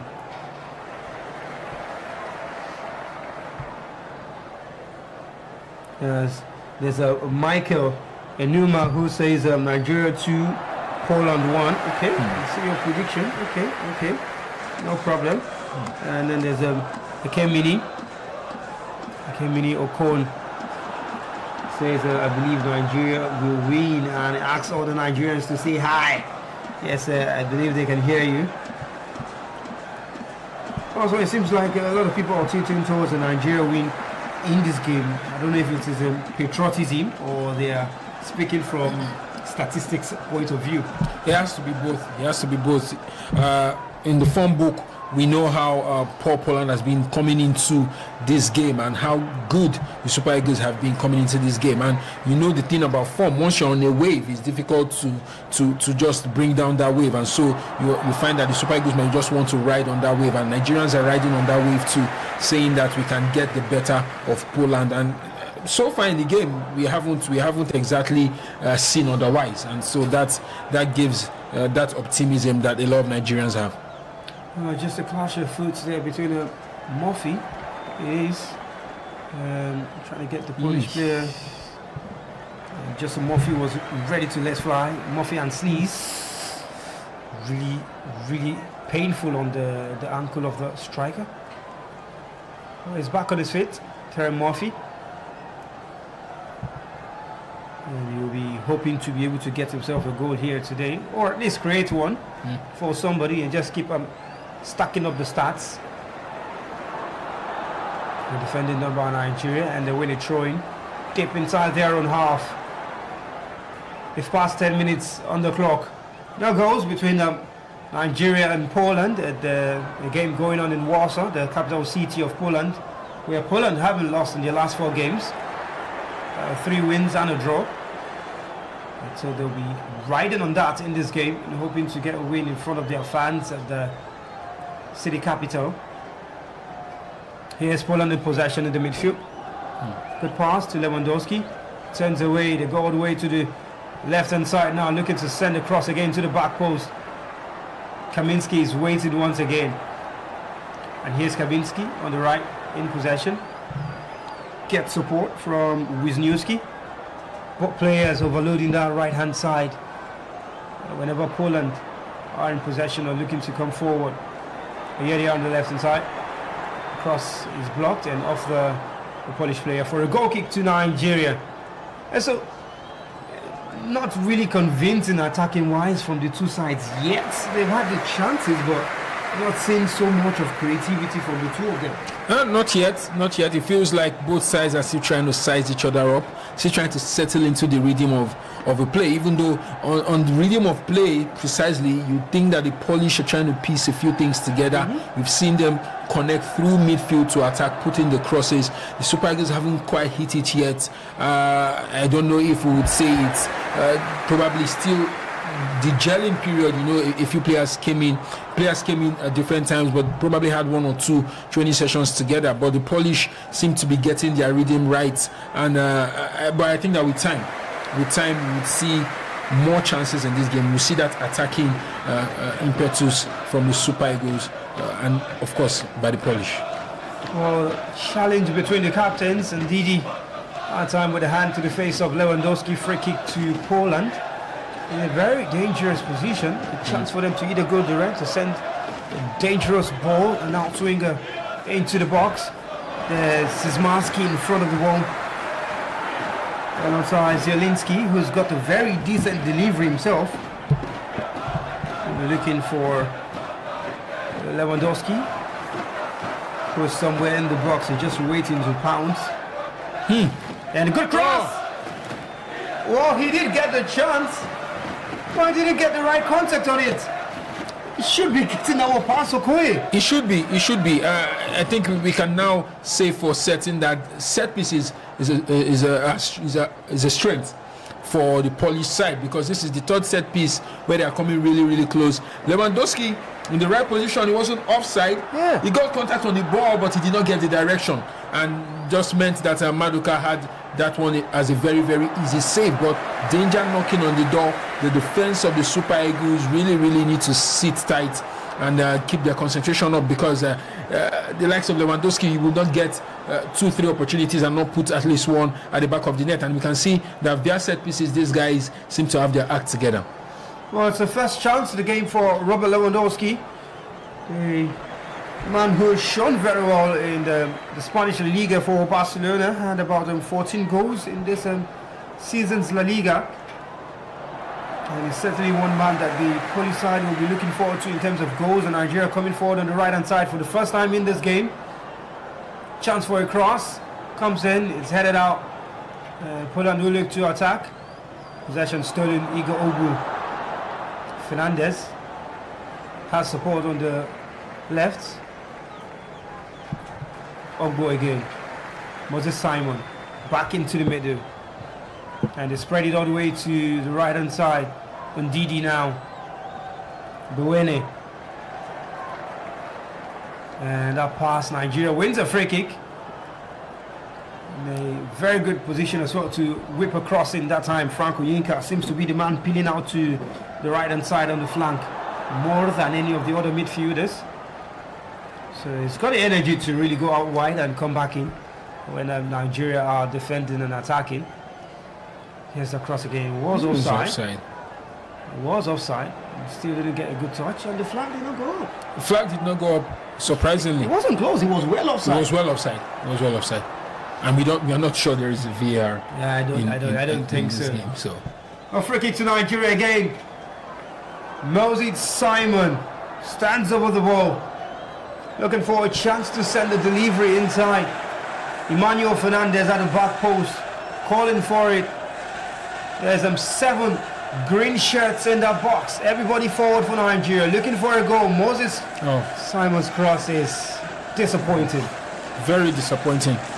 Very disappointing. In games like this, you want to take advantage of set-piece situations, as we've seen with the Polish just trying to take advantage of set-piece situations. In games like this, 1 or 2 opportunities would come from corner kicks, from set pieces, and that looked waywardly very, very wide. And even if Onuachu was on the pitch, he wouldn't get to that. I might have gotten to it. He won't get to that. It was a poor cross from Moses Simon, and it's not one we've not seen from him, really. At the same time, we've seen good ones as well. Terry Murphy should be doing better there. Just release the ball. It's a difficult situation to try and keep possession. You couldn't really have turned the defense into attack for Nigeria. But Spolan who go all the way to Grabara again. And they come forward now through the middle. Great touch, great pass, but decent defending from Igor Ogu, and good turn by to Chuku Nadi this time to bring it forward for Nigeria. Had a run of Moses Simon in the midfield, but across Michael Adams, he's headed out. Maybe falls kindly for a volley for Ndidi. Looking for the give and go. Onyeka back to Ndidi. It's Frankie Onyeka again. A great reverse pass into Ako. Nigeria, just doing a little too much that time. Onyeka on the right hand side, but they seem to be getting into this stride when it comes to attacking as well. Nigeria piecing a few passes together. Yeah, encouraging. I'd say we have seen the triangle between Ndidi, Benwene, and Onyeka. This, I said earlier that with time the Super Eagles will settle into their rhythm, and we are gradually seeing it, especially on the right hand side, trying to create that overload on that side and create chances from there. And if that continues, we'll probably be seeing more danger from that end. Well, seems like a place where Eric Schell wants to get something out of, especially trusting a young man like that. Yeah, and it's something that Eric Schell seems to be doing a lot more in this Super Eagles side, bringing some new players, giving them opportunities in friendlies or whatever games. I think we've seen a good number of new players, including in the last Unity Cup. In fact, so many debut everywhere in the Unity Cup, including players in the MPFL, the players who play abroad. Femi Aziz as well, who is based in London, took that opportunity very well and had a very decent performance. I think maybe a good side to Eric Schell, looking at a wide range of players, where to pick a pool of players for when there's need to.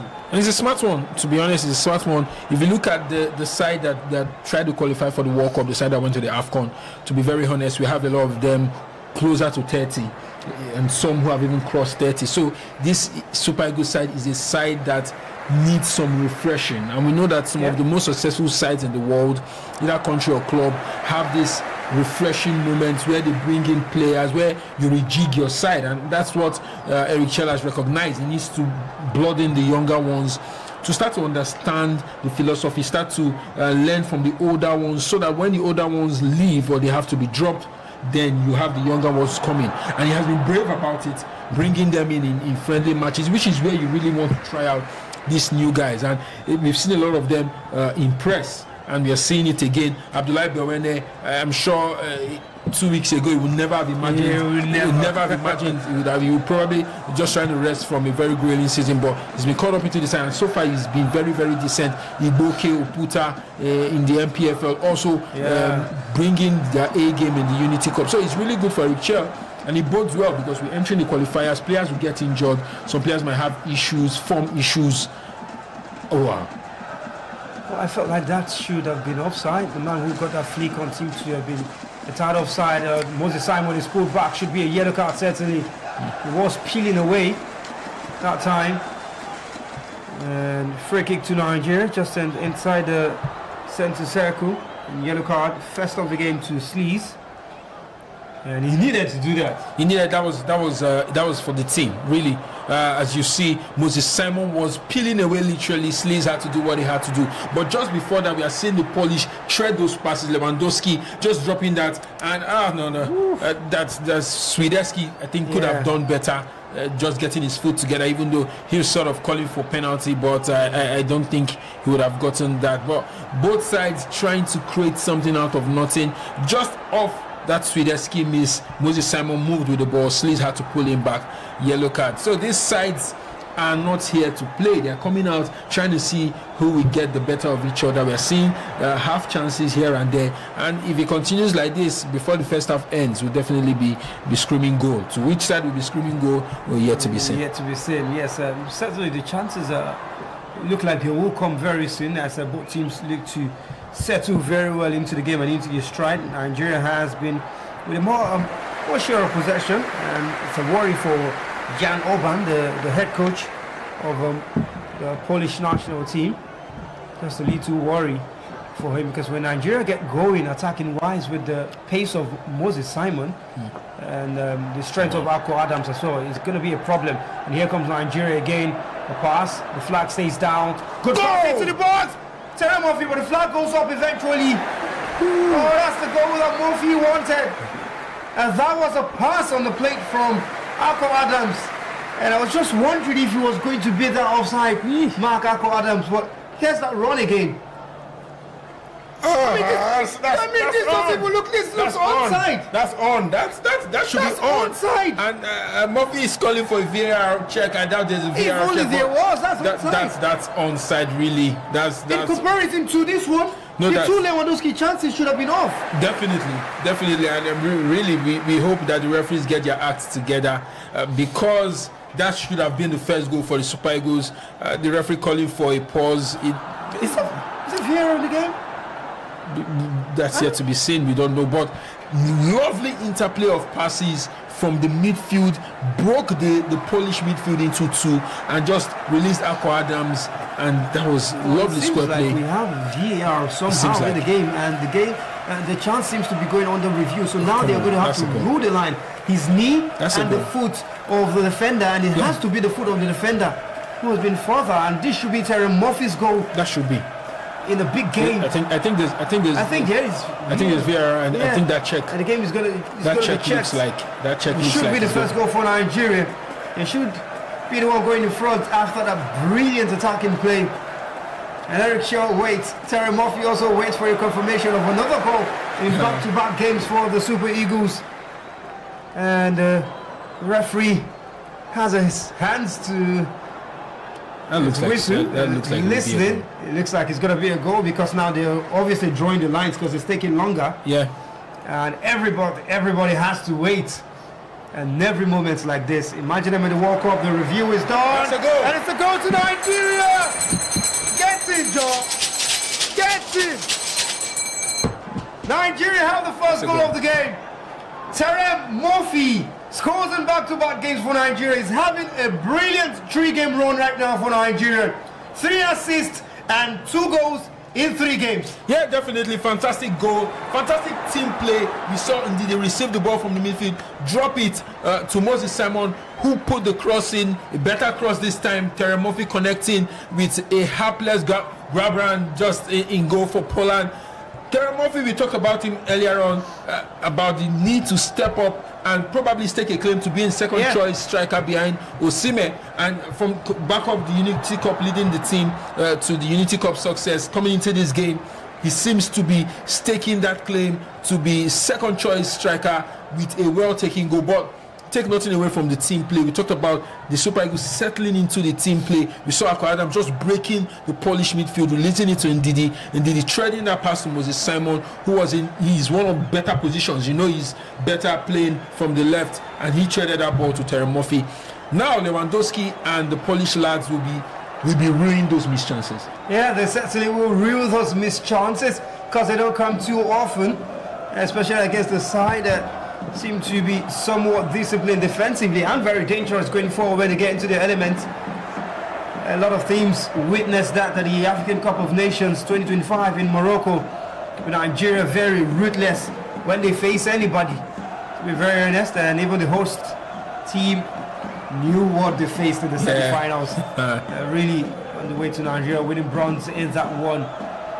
So it's a good football again, good connection for Nigeria. Moses Simon with the cut back, a good cross, and Terry Murphy registering good. He's had his time in the national team. In fact, he began getting call-ups even before Poland actually got call-ups and Akwa Adams. Just somehow they didn't work for him, and then they tried Boniface as well. A lot of injuries. He dealt with a lot of injuries. Remember when he was in France, dealt with a lot of injuries, and for every time he came back in, it was always someone in the Super Eagles who just blocked his path back into the Super Eagles.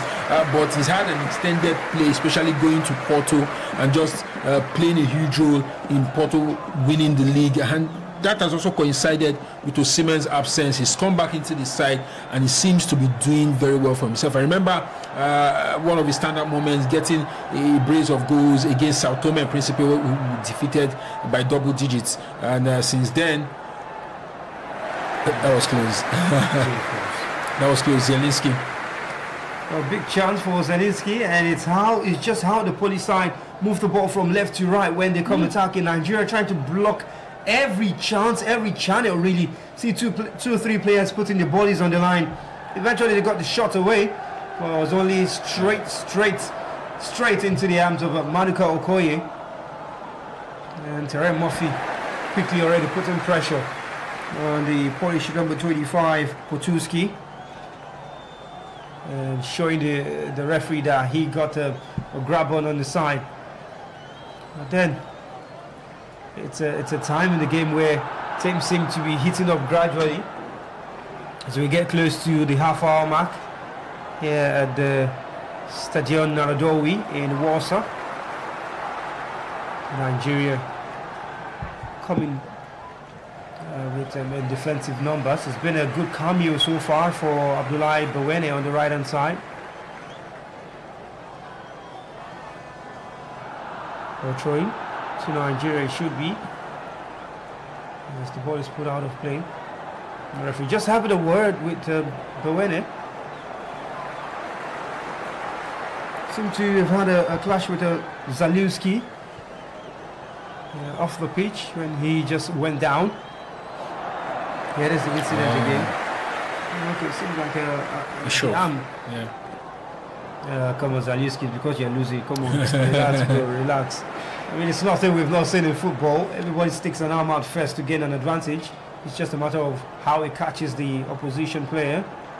A throw into Poland in Nigeria territory. And the throw goes straight. It's a goal kick for Nigeria. And defending done by Igor Ogbu on Swidowski.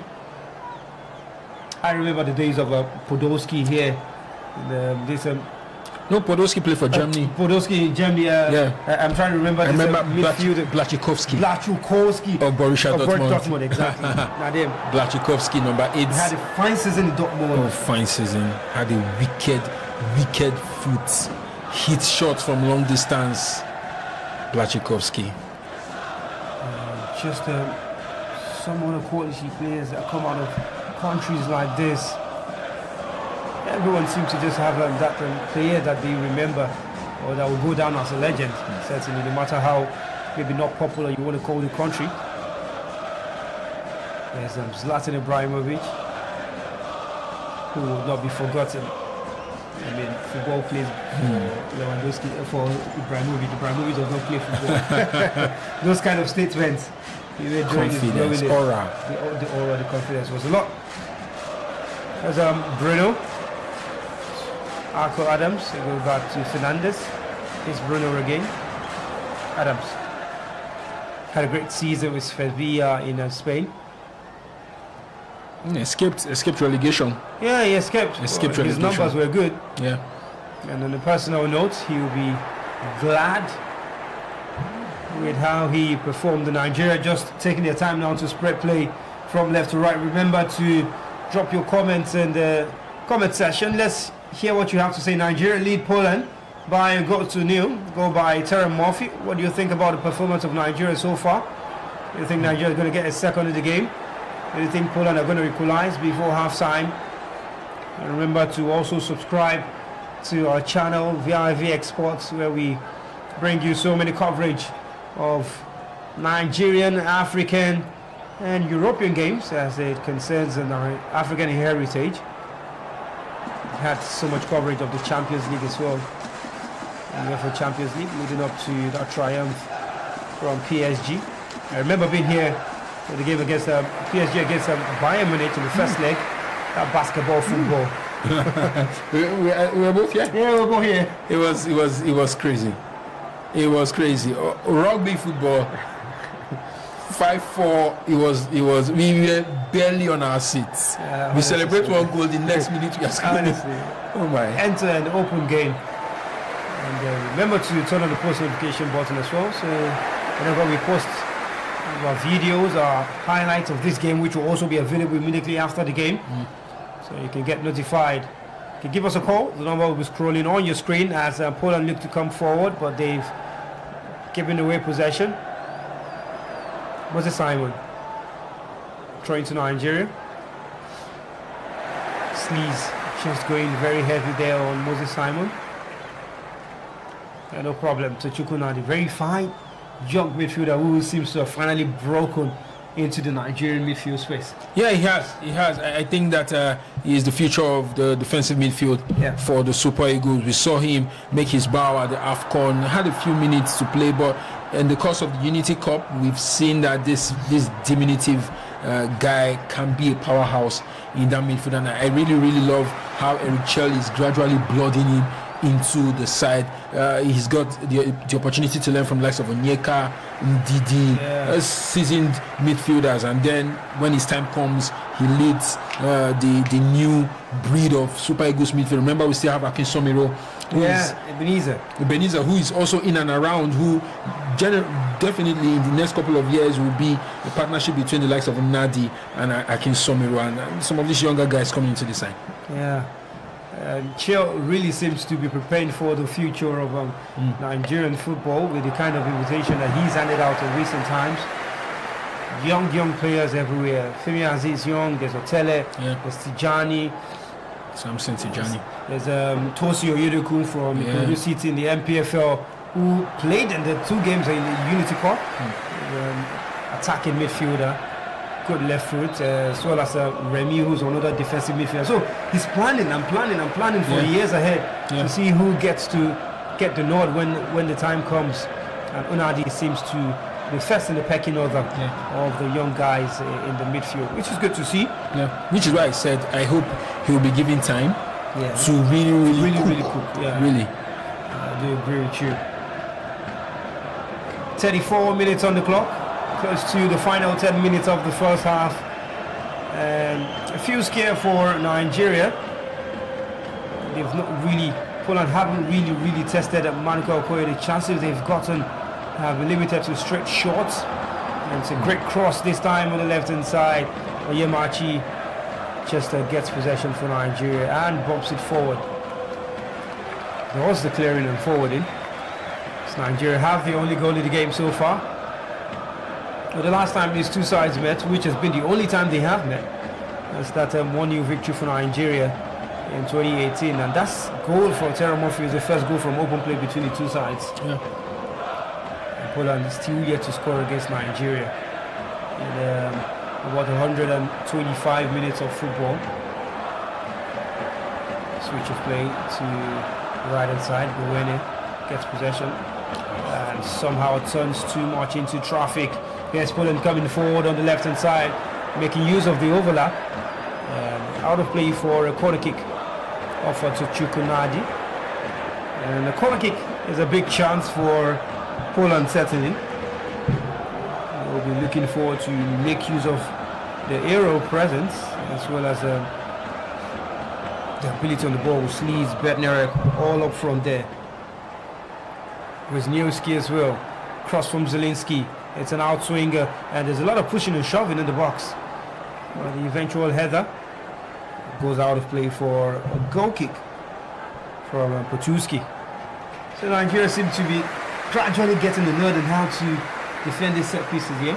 Yeah, so far probably I think they're getting their structure right, but the Polish have this aerial presence, and all the set pieces that have come in, corner kicks, they seem to have gotten their head on the ball. It's just a matter of getting it on target, and it just means that the Super Eagles defense have to stay very, very compact. I mean, just reminded about the set piece and the drama around set piece in the Premier League that has become a thing, and we see the Polish also trying to apply that. So the Super Eagles must be very, very, very, very, very sturdy in that defense to make sure that they neutralize whatever it is the Polish bring forward. And they come forward on the right hand side again. The cross is put out of play for a throw to Poland. That time, cross coming in from Kaminski. Just getting ahead of Onyemaichi. And Lewandowski still waiting for it. Hasn't had too many touches of the ball, really. He hasn't. He's struggled really to be found in that defense. There has Emmanuel Fernandez and Igor Ogbu. And he's always a danger man, so he might not need too many chances. What a pass to goalkeeper Grabara. Was off his line, and that one almost put him in danger, in harm's way. And they gave the ball away to Nigeria. Akko turns away from traffic. Good one from him. There's Moses Simon making full support. And the referees sounded the whistle. Seemed to be feeling his hamstring. That was quite some pull. That was quite some pull. I mean, he had the ball. I thought the referee would have called it earlier because he had the ball, moved around. The Polish guy kept dragging him, and he just felt at some point he pulled something. And if that's something that's really happened, as we can see, just that torso and that pull just really got to him, and I really hope he hasn't pulled something. That would be really frustrating. Yeah, we hope so. He is back up on his feet at the moment. Bruno on the left hand side going to the midfield. Lidi, Igor Ogbu, Emmanuel Fernandez back to Ogbu. Murphy wants it, comes back to get possession and switches it back to Fernandez. Nadi looking for that passing behind the defense. Akko was lurking, put out of play by Bednarek for a trade to Nigeria. And a lot of the Polish dignitaries here just relaxing and enjoying the game. Wouldn't be too worried that the side are behind on the grand scheme of things, because there's really nothing really at stake here. It's just a friendly, even though they would love to win. Ndidi. Nigeria moving the ball really well from back to front. Moses Simon just does a little too much on it. Out of play for a train. They're looking to make use of his pace that time. And didn't quite walk up well for him. Trying to Poland. Remember to always drop your thoughts in the comment section. Murphy, Ndidi, Nadi again, turning very well. Good pass to Moses Simon on the left hand side. Is 1v1. Skips away from his man, drops the shoulder. Nadi looks to bend the wall. What a chance and what a save by Grabara. But what an effort that was from Chukwunadi. Another side to his game that would have added to a fantastic performance from the young lad. That was such a beautiful curler. If you followed him from Belgium, Zota Valgren, he has that in his kitty, hitting blinders from long range, and we saw that curler that Grabara had to struggle to get out of play. That just shows the talent, the future. I said is the future of the midfield for the Super Eagles, and he seems to be getting that confidence and getting into his own. That could have been 2-0 Nigeria, really. Yeah, not scared to hold on to the ball. He shields the ball very well and shows that he can shoot as well. Connect to Nigeria, heavy cross, and the header's met out the back post by Igor Ogu, but straight into the hands of Grabara, who wants to release the attacker quickly on the left-hand side, but quickly closed down by Emmanuel Fernandez. Great work that time from the Nigerian side. Okay, it was Bruno doing the coverage while everyone had got front. And Poland in possession on the left-hand side, just a force to come into the midfield. Henry again. Good pass into the middle. Got space, looking to find Kaminski. Does find him. And now chance for a cross. Looking for the overload. Wisniewski. And what a shot! What a strike that time from Zalewski off his left foot. I wasn't expecting that one. End-to-end stuff. We saw that nice interplay of passes. Zalewski, a caller of his own, even though just on replay you see that it was quite away from target. But as we see again, this lad, Nadi, the battle with Szymanski, just pulling him, and we see him just his caller, but that was on target. Grabara had to get that one out for a corner. This is end-to-end stuff. I like what we are seeing. These two sides are not letting anything on the table, and it's interesting to see that the Super Eagles have had 3 shots on target. The Polish have had 2, and it just shows how these two sides are coming out to play and not scared of putting everything on the table. And it just means that we'll be seeing more goals in this one. Yeah, just sad that you will not be seeing any of these two sides at the Very World sad. Cup. And foul. Well, not given. Simon was calling for a free kick, didn't get it. Indeed, he turns into traffic, gives away possession. Here's Lewandowski. Oh, come on. And then the referee gives a free kick. He was clouded by 2, not allowed to play really. And it's just showing his grievance to the referee. Yeah, well, the foul was from Bruno, stamped on his feet there. I mean, I don't think you expect to have it easy before. This is not this is not the La Liga. Euro Nations League now. He'll be playing so many games with some of these lowly rated teams. But it's also important to note that Nigeria are 9 places above Poland in the FIFA World Ranking. 26 Nigeria, 35 Poland. So technically, according to FIFA, we're better. Yeah, according to FIFA. And the results shows. Performance shows so far.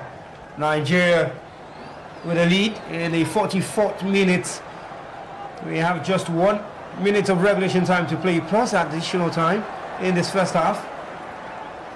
And Murphy's goal is still the difference between the two sides. Need to be careful, Nigeria. Bruno goes long. And so much grabbing and pulling. Ako Adam, you can't get away from Wisniewski. Just calling on the reference. I found out. Release me. Bednarek.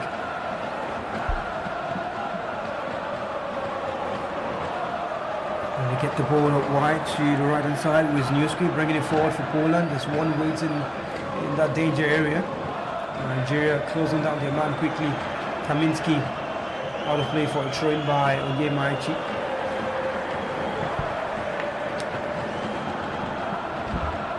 Throwing to Poland. Kaminski to deliver. Let me head over to see some of your thoughts again. If we have more comments on YouTube, you can just take that as well. While Poland come forward on the left hand side, it's a good cross, and everybody's going for the ball for Nigeria. No one's leaving anything to chance, really. No one's leaving anything to chance. Corner kick to Poland.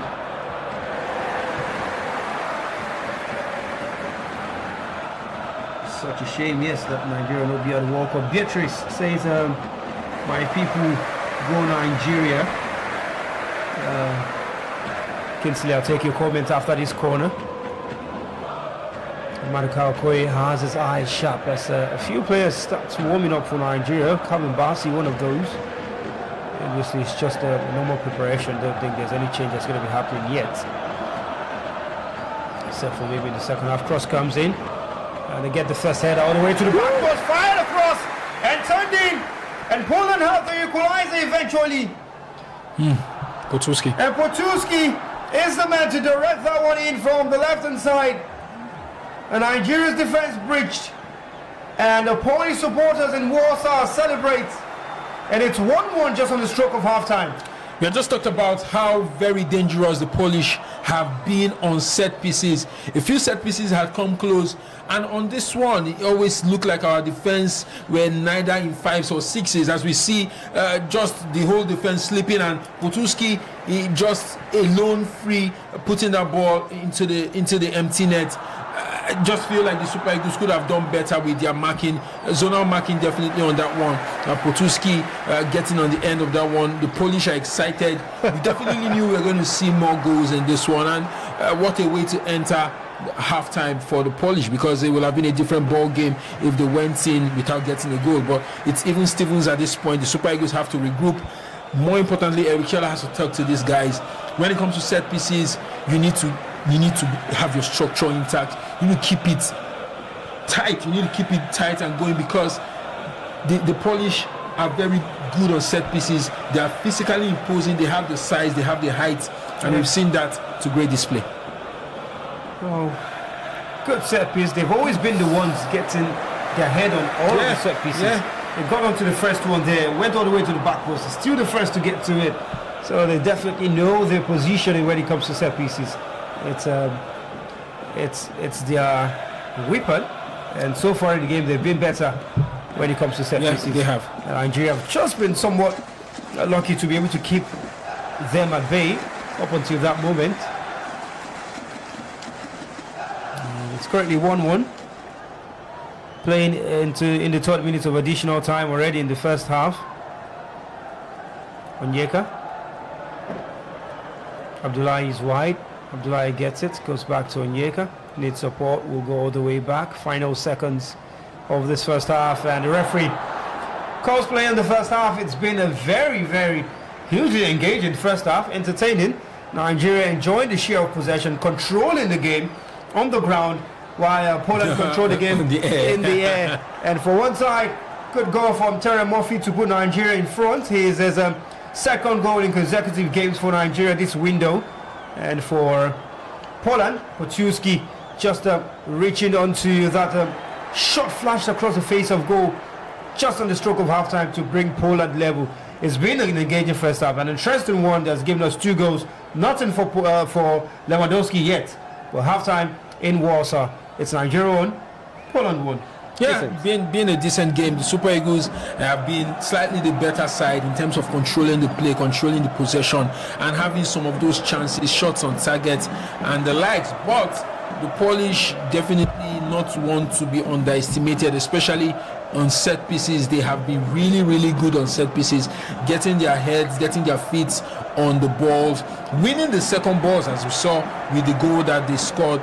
Won the second ball, put it back in, Potulski connecting with that, and it's just left the Super Eagles scratching their heads. It would have been a very, very good high if they went into halftime leading, but now they will come out. Second half will look like starting afresh. Lewandowski also has been frustrating so far. Definitely we would want to solve that, but on the strength of play, Richel will be impressed with what he's seen. Abdullahi Bewene at the back has been good. Emmanuel Fernandez also has been good. In midfield, Tochiko Nadi has been very, very good, holding his own against the likes of Zelensky, just controlling that midfield. and of course Terry Murphy getting that goal for himself. So it's been decent. I'm sure we'll see Eric Chell ringing the changes in the second half. We'll see a few more players come in on both ends, and I think that in the second half will give us more goals. Second half certainly should bring more goals, as we've seen the Nigeria side control and dominate the game. But hey, it's halftime here. Remember to drop your comments and in the comment section, and also subscribe to our YouTube channel, vivxsports as well. We'll go for a short break, and when we return, it's analysis and the whole of the second half. Don't go nowhere. This is vivxsports, and it's Nigeria against Poland. We'll be right back.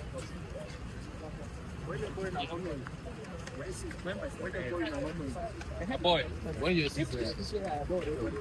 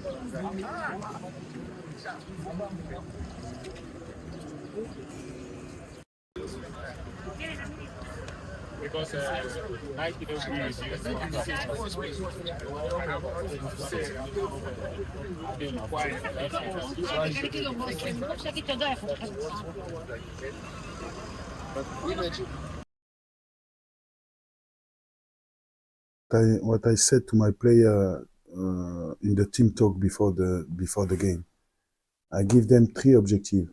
I cannot say because you will say, Eric, he believes that he's the best coach in the world. So you can ask them what were the 3 goals that I asked to them. I want to say once again sorry because we didn't go to the World Cup. Now actually this is my feeling. Sorry because we didn't win the AFCON. I tried to do my job. I want to say thank you for all the support that they put in that team. And once again, if I have some time, I will give everything for this national team, but the football is the football. And every day I try to improve, like a man and like a coach. So I would like to say thank you to this country. What can I say? The World Cup, because we have good players, great players, world-class players, but unfortunately we are not going to the World Cup, but it's football. So it's always nice to come around the team and, meet the boys again. And of course we are ready, prepared, and we have the quality to play against any team in the world, and then and hopefully we're going to show it against Portugal. For me, I think we had an amazing season, both me and the team. Compared to the players we had,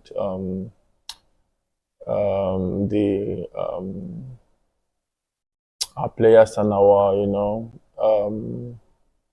the budget of the players we have, compared to a lot of other teams, I think really put in a good shift in the concluded season. We had an amazing season with our squad. Really worked hard, and we were close to compete with the other top 2, but they were much stronger. But winning the cup, was a great feeling for the players and especially for the cities and the fans. So winning the cup, made it an amazing season. I know what the team wants, what the city wants, and then when you're in a team who plays to your strength, who knows your quality, everything will always work out in one way or the other. So coming there, I know I was going to score some goals.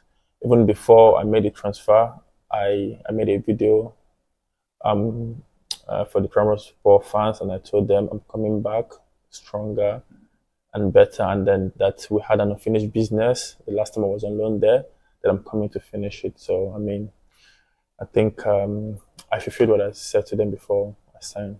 So I mean, yeah, it was good.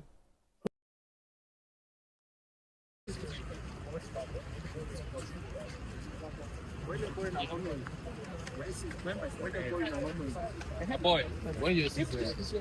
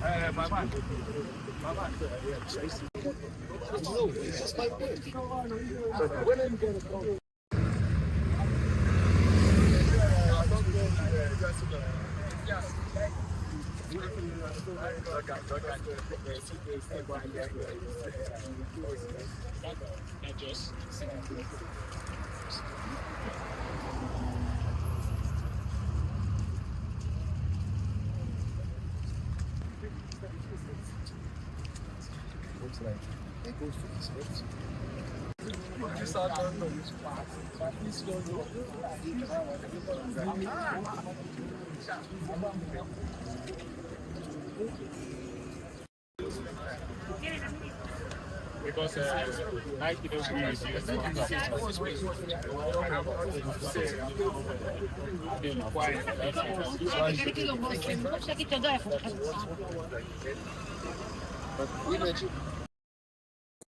What I said to my player in the team talk before the game, I give them 3 objectives. I cannot say because you will say, Eric, he believe that he's the best coach in the world. So you can ask them what were the 3 goals that I asked them. I want to say once again sorry because we didn't go to the World Cup. Now actually this is my feeling. Sorry because we didn't win the AFCON. I tried to do my job. I want to say thank you for all the support that they put in that team. And once again, if I have some time, I will give everything for this national team, but the football is the football. And every day I try to improve, like a man and like a coach. So I would like to say thank you to this country.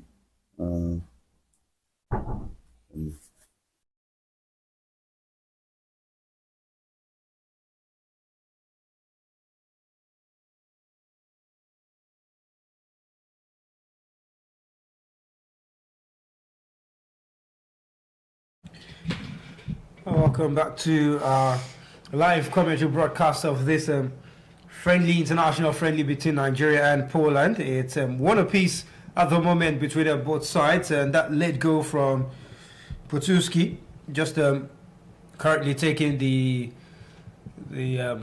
Polish side into the break with a goal. That goal from number 25, Potulski. Yes, after Terry Murphy earlier scored for Nigeria. How would you assess the performance of Nigeria so far in that first half? It's been decent. I'd say it's been decent. It took a bit before they got into the rhythm of play, but one of the moments they got into that rhythm, we saw the goal, a sweeping team move from midfield to attack, breaking the Polish into halves, and they got the goal. I think that a lot of players have been decent. Maduka hasn't really had so much to do in goal. Lewandowski hasn't been threatening. Zielinski, Swiderski haven't been threatening. For the defense, it's been okay. Obo and Fernandez just mopping up whatever threats that the Polish bring forward. Abdullahi Bewene has held his own on the right against Zalewski, giving him a run for his money, proving that he might be playing in Czech Republic, but he's not a small fry, standing up to some of the quality talent that the Polish team has to offer. Bruno Nyemachi, neither been here nor there in this game. I don't think he has been put so much under pressure by Kaminski. But coming into midfield, Tochiko Nadi has been the pick of the bunch, holding his own in that midfield, controlling the play, being tenacious on the ball. He had a shot on target that on another day could have been a fantastic goal. The goalkeeper had to save. Ndidi and Onyeka running rings around the midfield, holding the likes of Zielinski, putting them at bay and just making sure that they keep things ticking. And Moses Simon playing in an unfamiliar position, but I think he's brought his weight in that one. He's tried to be the best that he can be. Remember, he gave the assist for Murphy, just drifting to the left and pulling the ball back in for Terry Murphy to connect. Akko Adams has been his usual self, bringing his physicality, making sure that he dominates play. Terry Murphy, of course, has gotten the goal, a striker's finish. And I think that overall, for me, it's been a 6 over 10, 6.5 over 10 for this side. They could have done better with the goal that they conceded. Set pieces has been a major problem for the Super Eagles. They have not gotten their marking right. They've not gotten their coordination right. Of course, it doesn't help that they're not as big as the Polish guys, and so that has also affected. But I think that has been the one negative that I would count against the Super Eagles that I think that Eric Chell needs to fix. Well, give us a call. The number on your screen, +234 81 3619 7658. The numbers again, +234 81 3619 7658. +234 81 3619 7658. Give us a call. Let's share your thoughts and hear what you have to say on the game. How's the game been for you? Has it been interesting? Have you been impressed with Nigeria's performance? Do you think there's anything you expect Eric Chell to do, or what you think he hasn't done right as far as the first half is concerned? Call us, share your thoughts, or you can drop it in the comment section as well on YouTube. Let's talk about Lewandowski. So far, he's been kept on bay by Fernandes and Igor Obu. But just how much more will these two guys need to do to prevent Lewandowski from scoring? They have to stay on their feet. They have to keep their concentration. Typically, as the game progresses, it can be tiredness, loss of concentration, complacency. And Lewandowski, as I said, football is about moments. And for strikers Lewandowski, they feed on moments. They might be out of the game for 89 minutes, and 1 minute they bang in the goal. And so they will definitely stay awake. Definitely kudos to them for keeping him at bay for 45 minutes. But they cannot rest on their oars. They have to stay on top of him and just make sure that he doesn't have a sniff. He's had a few half chances, but they need to stay on him. And I think that that's the major work they have to do. Second work they would have to do is also dealing with that aerial presence that comes with crosses coming into the box. I think that the Polish might just realize that that's a weak link for the Super Eagles and now adopt that going into the second half as a means for them to get that winning goal. So they must be able to stay coordinated, know who is going and who is retaining, and when there are set pieces and crosses coming in. Emmanuel Fernandes is a big lad. He's tall. I expect him to dominate and command that area and make sure that he puts Lewandowski, Zielinski, Bednarek and the likes, make them really uncomfortable so that they don't get on the end of those crosses. Let's take a look at the bench for Nigeria. Uzo and Okonkwo author the bench, but there's Zaidu Senisi, there's a Rafiu Durosimi, there's Semi Ajayi, there's Otele, who played in the Unity Cup, there's Shaya Dele Bashir, and Paul Onuachu, Rafael Yedika, Kevin Bassi. Which of these guys do you think needs to come in to make a change for Nigeria? I mean, just looking at them, I think that I would be looking at the likes of a Durosimi coming in. I think that Durosimi coming in would add something. Probably take out Moses Simon and bring in a Durosimi who is very, very explosive.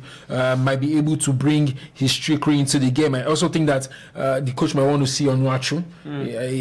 I said in the first half that it's a battle of who will stake a claim as the second number 9. I think that Terry Murphy has done a good job. Onuachu just for that area presence and to also bring that into the game and make the Polish defense a little bit more uncomfortable. I think that would be a good substitution to make. Onyedika, Onyedika is another option of that midfield, just to be able to bring his technicality. We know he has a wide range of passing, so we might see an Onyeka stepping out or an Ndidi stepping out for an Onyedika to come in. I think that those changes. There's also Otele, Philippe Otele, very, very trickster on the wing. So here we go. 4 changes. It's going to be Kevin Bassi, Semi Ajayi, There's Otele and there's Durosimi as well. Durosimi comes in for Tochukwu Nadi in the midfield. Yeah, just a preventive substitution to not extend Nadi's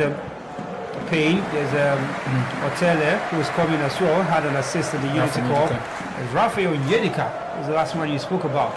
He's coming as well. And Calvin Bassey, Minister of Defense. the defense has come so Onyeka is the one midway for Onyedika. Nadi midway for Durosimi. Otele came on.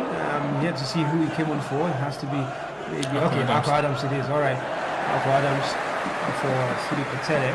So that means it's now a full 4-3-3 because Otele and Osimhen will now play from the flanks and just leave Murphy in the midfield. Fernandez is the man who made way for Semi Ajayi. So I'm sure Eric Chell figured out. We talked about Emmanuel Fernandez being disappointing, especially with the set piece. Calvin Bassey is more imposing. Yeah. And you need someone who is imposing to coordinate that defense, especially when the crosses are coming in. Calvin Bassey, we know his exploits for club and country. So definitely, as we see, Zaidu Sanusi also for Bruno. Also coming in for Bruno Onyemachi. So change 3 of the back line. Just rejigging and just flipping things because, as I said, we're quite disappointed with the crosses coming in and the defense being in total shambles. And I think that Eric Chell saw what we saw and definitely ranked the changes. It's a high-class game. If it was any of those other teams in the Unity Cup, they probably will not be stopped. But this is the Police side who have heights as the second half gets underway in Warsaw. The Police side have heights, and so you just need some more bullish defenders in the air to play with them, and that's why Semi Ajayi has been brought in, as well as Calvin Bassey. Typically our first choice centre back pair. First choice centre back. There's Zaidu Sanusi who will play on the left hand side, and then on the right remains Abdullahi Buene. Nigeria come forward. And this is Simon. Looking forward to see how Durosimi helps himself in that midfield. How he supports the attack. Abdullahi Otele is on the right hand side. Moses Simon plays on the left. Otele played mostly on the left at the Unity Cup. Yeah.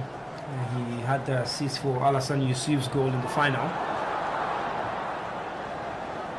Apollo Nwachu in that front line. He's going to try to. Murphy is also off, so Nwachu on for Murphy. Most of the changes we talked about already. All on the pitch as it stands. So it's an aerial presence threat for Bednarek and his defensive partner. And now they will also have something to worry about why the Nigerians are worrying about Lewandowski and Kutuski and the rest of them. Here's Poland in possession on the left hand side. The referee. He should be stopping play there. Come on. There's a chance now for Poland on the right hand side to send a cross into the box. Evades everybody. And I wonder why the referee the players are asking the question from the referee too. He literally stopped Nigeria from gaining possession of the ball there.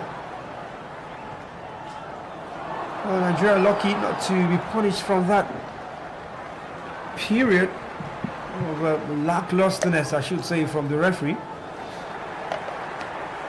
Buenestro is caught out. And Poland in possession, just past the halfway line in Nigeria's half. Going to go back into theirs. Wisniewski, all the way back to Bednarek. Here's Bednarek again. We'll have to go to the goalkeeper. It does go to him, Grabara.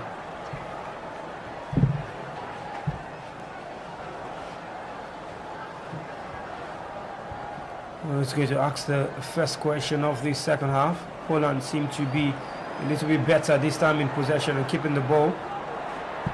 Moving it better than they did in the first half, then allowing Nigeria to control play. Here they come, Calvin Bassey. Doesn't get past. You're going to need a lot more than that to get past Calvin Bassey. And Poland enjoying the better share of possession. This opening 3 minutes of the second half. Here's the goal scorer Potuski. His pass is cut out. There's Onuachu. Nigeria come forward on the right. Otele. Gets past his marker, away from him, still going, running all the way to the box. Good cross inside. And Grabara grabs it. And the first sight of what Otele can do. Yeah. It's going to be a problem for this man, Potuski, maybe to just keep him back rather than go in front. Absolutely. We saw Philip Otele at the Unity Cup. It was really, really explosive, weighed in with very fantastic attacking contributions for the Super Eagles, and he offers an option going forward. We know how the Polish defense probably have had it quite easy. Potuski even coming into the attack to get a goal, and so it might be just Michel pressing him backward as the Polish also trying to get something on with chances putting the ball in. But Calvin Bassey, you can clearly see the reason why Calvin Bassey and Shemi Ajayi are first choice centre back pairings, because they seem to now have Lewandowski. They seem to be putting Lewandowski at bay. They seem to be a better coordination between the sides. But I'm still trying to figure out, just looking at the Super Eagles, trying to figure out the formation that is being played. Is it a 4-2-3-1? Because we have Tochko Nadi, who's been taking off. Durosimi came in, and we know Durosimi is an attacker. Otele is an attacker. Onuachu an attacker. So Simon also still an attacker. So it looks like we just have Onyedika and Onyeka in midfield, and then we have the likes of Otele, Durosimi just running rings by the wings, and Onuachu in the 9th position. Well, it seems to be like Durosimi will be the man to play that number 10 role. And there's that's Onuachu. Heavy pass for Moses Simon. Heavy pass, really. And they're throwing to Nigeria, to Poland. Just some trouble for Zalewski. Just a knee into the back of the calf. Seems like it's going to be fine. It's carried on. Goal kick to Poland. Well, Abdoulaye Bawena is giving some Benjamin Frederick vibes. He is. With the way he's playing so far. Young, energetic, fast, disciplined on the ball. Probably just giving the ball away once this entire game. Yeah. That was in the first half.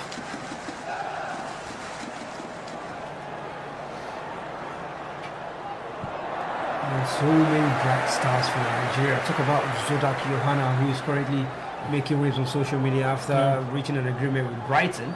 We hear agreement might not have been completely reached because Newcastle is in the mix. Chelsea have been said to be in the mix too. Like to the teeth, I'm a Chelsea fan, but no. Leave the boy alone, please. No, please. Allow the boy grow. He just played about 20 games for AIK, and he said that he will be sold for at least 20 million, which will shatter the club's transfer record, and just shows the kind of talent that he is. A year ago, he was playing in the streets of Kaduna, Ikon Allah Academy, playing amateur football. Went to Sweden for just 750,000, and a year later, he's going for over 20 million. And Ikonala will get between 2 to 3% of that transfer fee for as training compensation. Just football, just change your life. Football can just change your life. Just at any moment when the opportunity comes, you take it. Probably explains why his club did not allow him come, because they had said he had an injury, he was trying to recover, but now we know that they were trying to not risk anything happening to him. Not risking. I think they're trying to protect the kind of transfer they want to do for the lad, because if he comes for this game and he doesn't perform well, it probably affects what they get from him. So they know he's going to get a call up later again. True. Let's leave him now. And it's Poland who have been trying to put the passes together while Nigeria have been trying to play quickly on the break. Very dangerous pass to Calvin Bassey, who has handled it very well. Okoye, under pressure, goes long and into throw. Nigeria having a little difficulty settling into the game this second half with the plethora of changes that has come in. So obviously, surely it will take some time, and they will get into the element. It didn't start so blistering as well in the first half. just had a better share of possession. Here's a Potuski. Pass into the middle. Great turn that time. Lewandowski. Dispossessed. Karimbasi brought down. And somehow the whistle has not gone, and I didn't see a play for advantage. But Nigeria still in possession. Oh, lovely turn that time. Osimhen. Free kick. And it could easily be a booking. Oh, it is from Motele. Great touch from the man. Again, giving problems to Potuski. You see Eric Chell complaining that should have been a card. A yellow card. That should be a card. Should be a yellow card. Good cross into the box. Almost a goal. Ooh, that's why they have him there. Great cross, great header, just missed by whiskers. That was bullet header. That was fine cross by Shemi Ajayi, and Paul Onuachu connecting brilliantly with that cross. That could have been a goal, just some whiskers wide. Man, highest goal scorer in Turkish league. Yeah. There's a reason why he's had such blistering form. He's brought that form, and his first chance in the game could have been a goal. Definitely the aerial presence that we wanted, just to put the likes of Bednarek on their toes, and he's done that. Definitely the Polish defense would be waking up now. Osimhen on the way into the box. The cross comes back, still there, and is blazed over the sky by Onyedika. And Nigeria now becoming a threat. And maybe this is the time, this is the moment where we say they're getting into the element. What about you to Simon? Simon, great skill to get past that Bednarek all the way to the byline in the box. Cross came in, too many bodies of Poland on the floor. And Onyedika shot. Just going over the bar. Yeah, I was looking to just place it very well into the right, into the top corner. So many bodies in the way from Poland. Zaidu goes back to Basi. Okoye. Bewene. Okoye should go back into the box. Bewene doesn't make use of him. Another play for a throw to Poland. Jan Oban on the touchline, as well as Eric Schell. But managers just waiting and trying to coach their side back into going in front. Well, at least one to go back in front, the other to take the lead for the first time. Zaidu. Basi had a fantastic AFCON tournament and begged the question of why he was back to the bench when he went back to club in Fulham.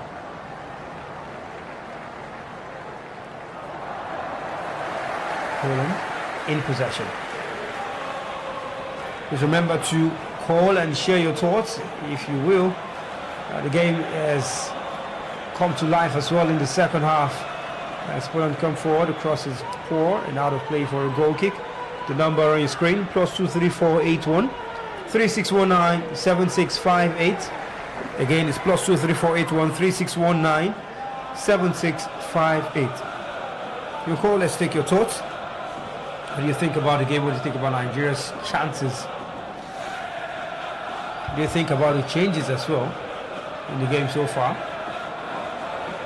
Let's hear what you have to say, and if you think Nigeria will still end up winning this game, you can drop a comment in the YouTube comment section. You know, Onuachu is always going to get to those balls first, of course. And you play the long ball straight to him, especially. So it's an added advantage for goal kicks. You didn't see where you wanted him to go. But Tele can put it first time. Does that. Yes, and Bewene on the right hand side. His cross is blocked. I thought he would have gone for a cross closer to the byline rather than a cut back. So it was closed down by that defender. Nigeria marking high. Potuski. Onuachu preventing Poland from going to the goalkeeper. And they do well to play away from that press. Just needed patience, and somehow they give possession away. Bewene. Yeah, will be booking. He had the ball in his sights, but he took the man out. By getting the ball, Abdullah Bewene gets into the referee's book. He's been really good. I think this was just a rush of blood to the head. You see the replay. He had the ball, and you'd expect him to go for it, but he missed it and went straight into the shin. That was nasty. It was nasty. Swiderski.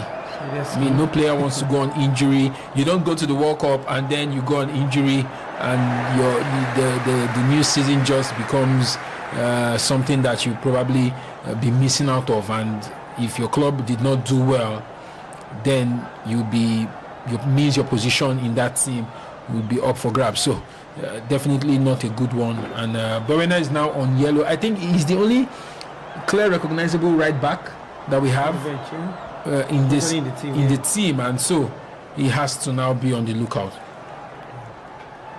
Kozlowski is getting ready to come on for Poland. Will they take the opportunity of Wistrom? Not yet.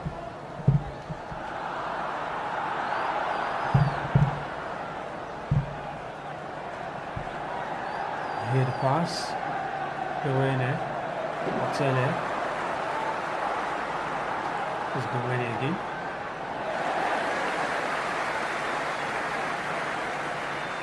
Passing.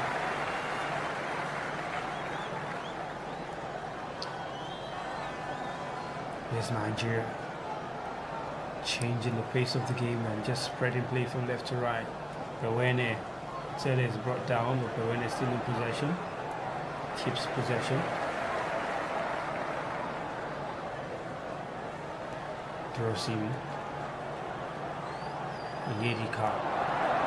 Go wide now to Moses Simon, who knows how to hug the flanks and try to take on his marker.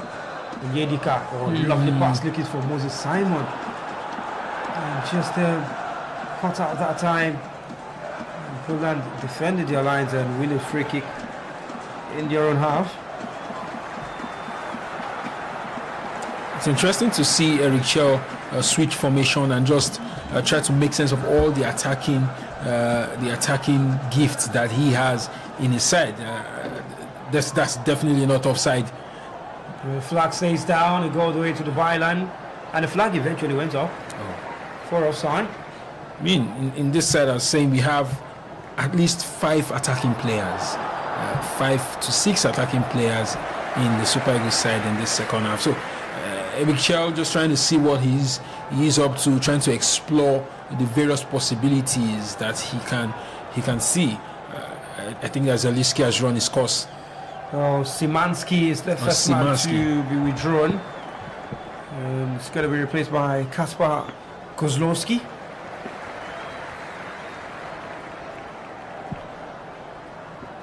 It's just a mixed way for the attacker from Gaziantep, Turkey. In Turkey.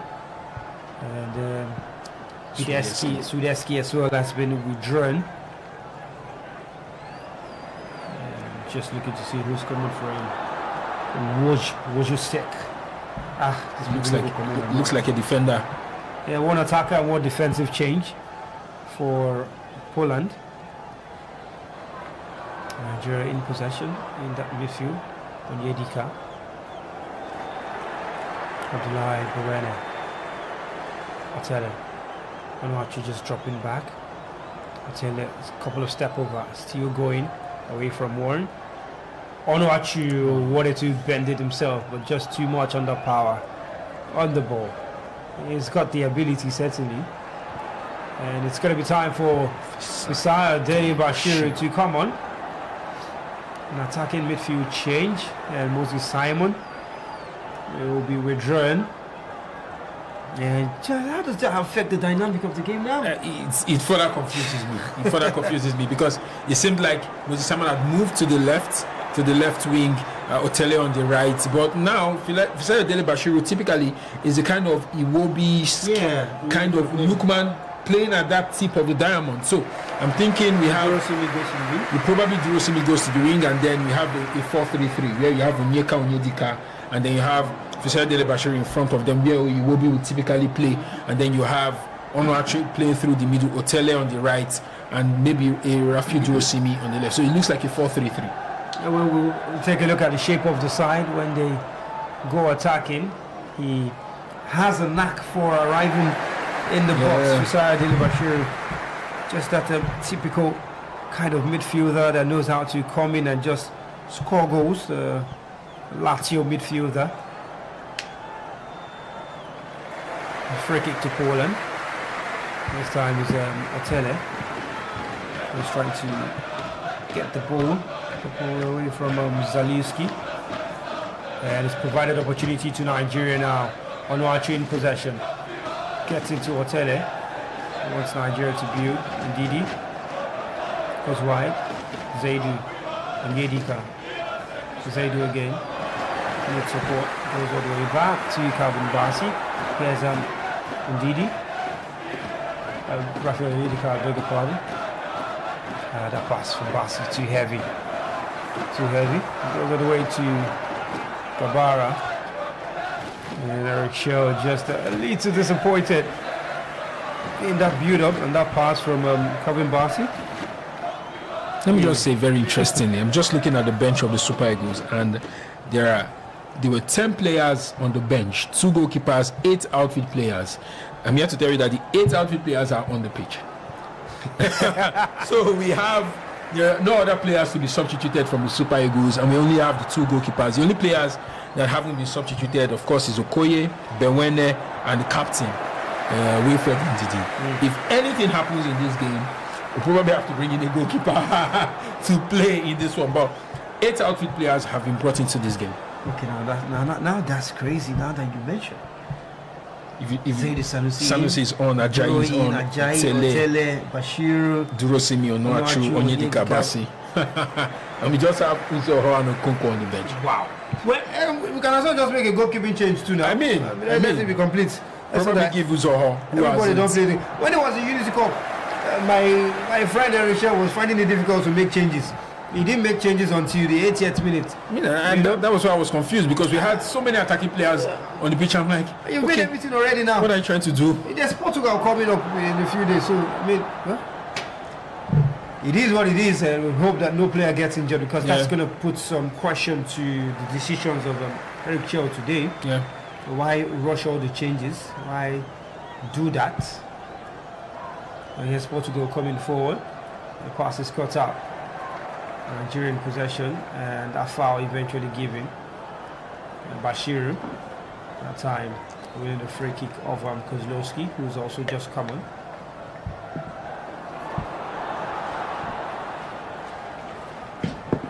Oh, 6 minutes past the hour mark. And it's one apiece. Terra Murphy and Potuski with the goals in the game today. At least Poland have scored Nigeria for the first time. We can see for the first time in 8 years. Okay, I see what you did there. Oh, great skill there, Bashiru. Caught inside, thought about letting fly. Here's on Yedika, goes out wide. Well, we've not got that player who is going to take on player 1v1 now on the left hand side. No, not necessarily. Dele Bashiru does that, he will most likely cut inside again. Here's Otele. Great skill, gets past his marker, but his cross on the left was poor. Not his favorite foot. Lewandowski hasn't had joy. Nah. I mean, now that you now brought in Sevilla Ajayi and Bassi, what joy do you want to give him? That's lock up. People have said you don't want to give him. Look at him now. He's got a frustrated figure. Really. He's disgruntled. He had no joy. He will take anything to just have that one moment of scoring a goal now. Just something to make him happy. And the funny thing is, he's older. Calvin Bassi is a younger guy. Yeah. He can run with him. He's stronger. Shemi Ajayi is taller, can match him aerially. Cross again. It's going to be a lot. Blocked this time. I think something we always talk about Nigeria playing is that when they bring in a player like Onuachu, they don't remember that's when they need to start crossing. They switch and do the opposite. Especially when you saw that the first thing you did It was a good cross that he almost could have. Let's spam these crosses. It's funny, and that's always been the issue, and I think that's part of why the big guys that have come into the Super Eagles haven't really thrived, because our players, our wingers don't play to their strengths. You find an Onuachu on the pitch. You see this guy in Turkey delivering the goals, scoring the bicycle kicks, overhead kicks, scoring headers. They play to his strength, but they come into the Super Eagles, and the moment they come into the game, you begin to play low crosses and begin to take on your defenders to cut in, and that makes him practically useless on the pitch of play. You put in a first cross, he was excellent on that cross. You want to continue on this cross, especially knowing that he's powerful on the air, but unfortunately we've not seen the guys do that really. We need to make use of the wings a little more. When you get the ball out wide, send the cross inside, even if not from the wing, from deep inside. Yeah. Send the cross inside, let him battle with the defenders. He offers an alternative, but I don't think that the Super Eagles play to that alternative that he offers. It reminds me, Sadiq Umar comes into the side. It's the same thing. It's the same thing. It's the same thing, really. You make these guys work unnecessarily when you can just put the ball in. And here's Poland coming forward now in the box, looking to get past Abdullahi, who got a good touch. The ball to put it out for a goal kick. The final touch it came off Zalewski. Did well to just get it across the leg of the Polish man. Great defending. I said, there's another Benjamin Frederick. He is such a young man with so much energy. He is, but my issue now is we have an abundance of riches at the right back. We have I think Bright Osai is somewhere. Olaino is not back yet. I think we have one more person that I can't remember, but we have two very solid guys. They will get their chances. But of course, it's good that we know that when there are issues with likes of Olaino, Bright Osai, somewhere, we have Benwene, we have Uputa of Rangers who can also step in, offer a decent shift. So the more quality we have, it makes it more competitive and it keeps these older guys on their toes. Yeah, the opportunity will come, injuries will come sometimes. He's very young, 2021. He has 21. You get his time, certainly. He's part of the future generation that will be with Munadi and the rest. Yeah. And what Eric Chell is building, I think only a few can see it at the moment. If he gets the chance, it's going to be a big plus for Nigeria to go back into being that firepower in Africa. But first, it's Poland who are coming forward on the right hand side. They're looking for a cross. Cross comes in. Okoye comes out together. He starts quickly. Ndidi. Ndidika. Whoa! Whoa! What a gifted opportunity to Robert Lewandowski. Had he's missed the game. What else do you want, Lewandowski? What else do you want? They've literally fed you. Zaidu Sanusi with a terrible back pass. You have to credit Maduka. He stayed composed, stayed on his toes, did not make any unnecessary moves, and that was a very good save. At this point, I think that Coach Orban should just take Lewandowski out. Take him off. He's had chances where he should score. If he didn't score this, I don't see any other way he's going to score. And that for me is just the summary of Lewandowski right now. He's, you can dare say, almost past his best, because that was a guilty chance. That was a chance that on another day you put Erling Haaland, you round the goalkeeper, put it in the empty net. But credit must go to Maduka. He did not panic, he did not shake, he stayed, and that's what you get when you have a goalkeeper who is involved week in, week out, every weekend. You find saves like that. Can he get a good cross into the box? It's not the best. Maybe a chance for Zaidu. Whoa! Big save from the goalkeeper. Big save from the goalkeeper. Nigeria asking question of their own. Trying to remedy the mistake he made. Yeah. Created an opportunity for Lewandowski, who had another free chance in the first half from that cross. Yeah. And what a chance. And the ball was bended away from the goalkeeper. He was. Lewandowski had the same kind of opportunity against the Uzo in the last game in 2018. Yeah. They didn't take it. And it's a 4 attempt on target from both sides. And the game is opening up again. It's a corner kick to Nigeria. Isaiah Dele-Bashiru will go to take it. Poland leading the corner count 4-2. And Onuachu will be looking to get onto the cross if and only if they can put it in a decent area for him to get to. Semi Ajayi is also very dangerous in the air, and that's why Lewandowski is back defending for Poland. How good can the cross be? Very good into that area. Nigeria attacking. Deli Bashiru. And the volley didn't come off well for him. Bewene seemed to have been brought down by the Polish defender. The referee says play on, 50-50. There's Bewene now. Bashiru, Ngedika, Zaidu, Kevin Barsi. Get a switch play to the other side for Tele. Great first touch to Bewene, but Petuski was alive to it. And Petuski goes back. Remember to call us, it's the second half that has gradually opened up here. It's been not for the want of trying, but chances here and there from the two sides. Easy. Yeah, both sets of players now going for everything.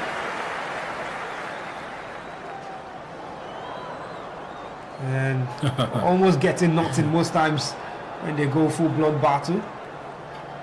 If he stops playing. Lewandowski. That has to be frustration creeping in. That has to be frustration because really Lewandowski had no joy. Yeah, he's not been allowed to play, but they've been a call for a VAR check from that volley from Nigeria. Seems to have come off the hand of the defender. That's a penalty. He raised his elbow, that was clear. That's a penalty. Raised the shoulder, came off the elbow. It's going to be a penalty to Nigeria. That volley from Ndidi, looking to dribble the defender. Change the direction of the ball. It's definitely a penalty. Referee separately giving that. That's a penalty. VAR check. Penalty to Nigeria. And yet again, for the second time running in this fixture, there's a penalty to Nigeria. Yes, there is. 2018 it was a penalty. Victor Moses converted. 2026 another penalty off that corner. Ndidi trying to raise the ball, and the player just feeling that an opportunity could have come out of that, and then moved his hand from a natural to an unnatural position, just trying to block whatever it is Ndidi wanted to do. Thank God there was VAR in this game. Picked that out a few minutes later, and it's an opportunity for the Super Eagles to get ahead. Onuachu with the ball. He's had a very, very good penalty record, especially coming from Turkey. He's a penalty taker. And I think that would be an opportunity for him to add his goal tally for the Super Eagles and get the Super Eagles ahead in this game. Paul Ebere Onuachu. Seems like the man who is going to take this penalty for Nigeria. Stands over it. Paul Onuachu. Nigeria and Africa's highest goal scoring player in Europe. Of course.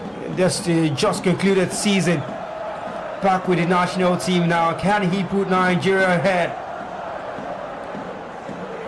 22 league goals for Transaspor.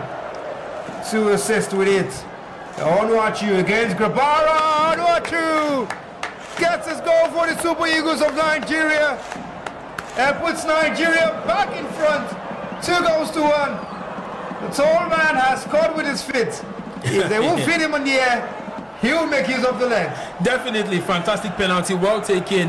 As we see the penalty incident again, Justin Ndidi trying to raise the ball, and jersey number 23 for Poland. I think that will be Kozlowski, just moving his hand to an unnatural position. Onuachu coolly dispatching that penalty away from Grabara.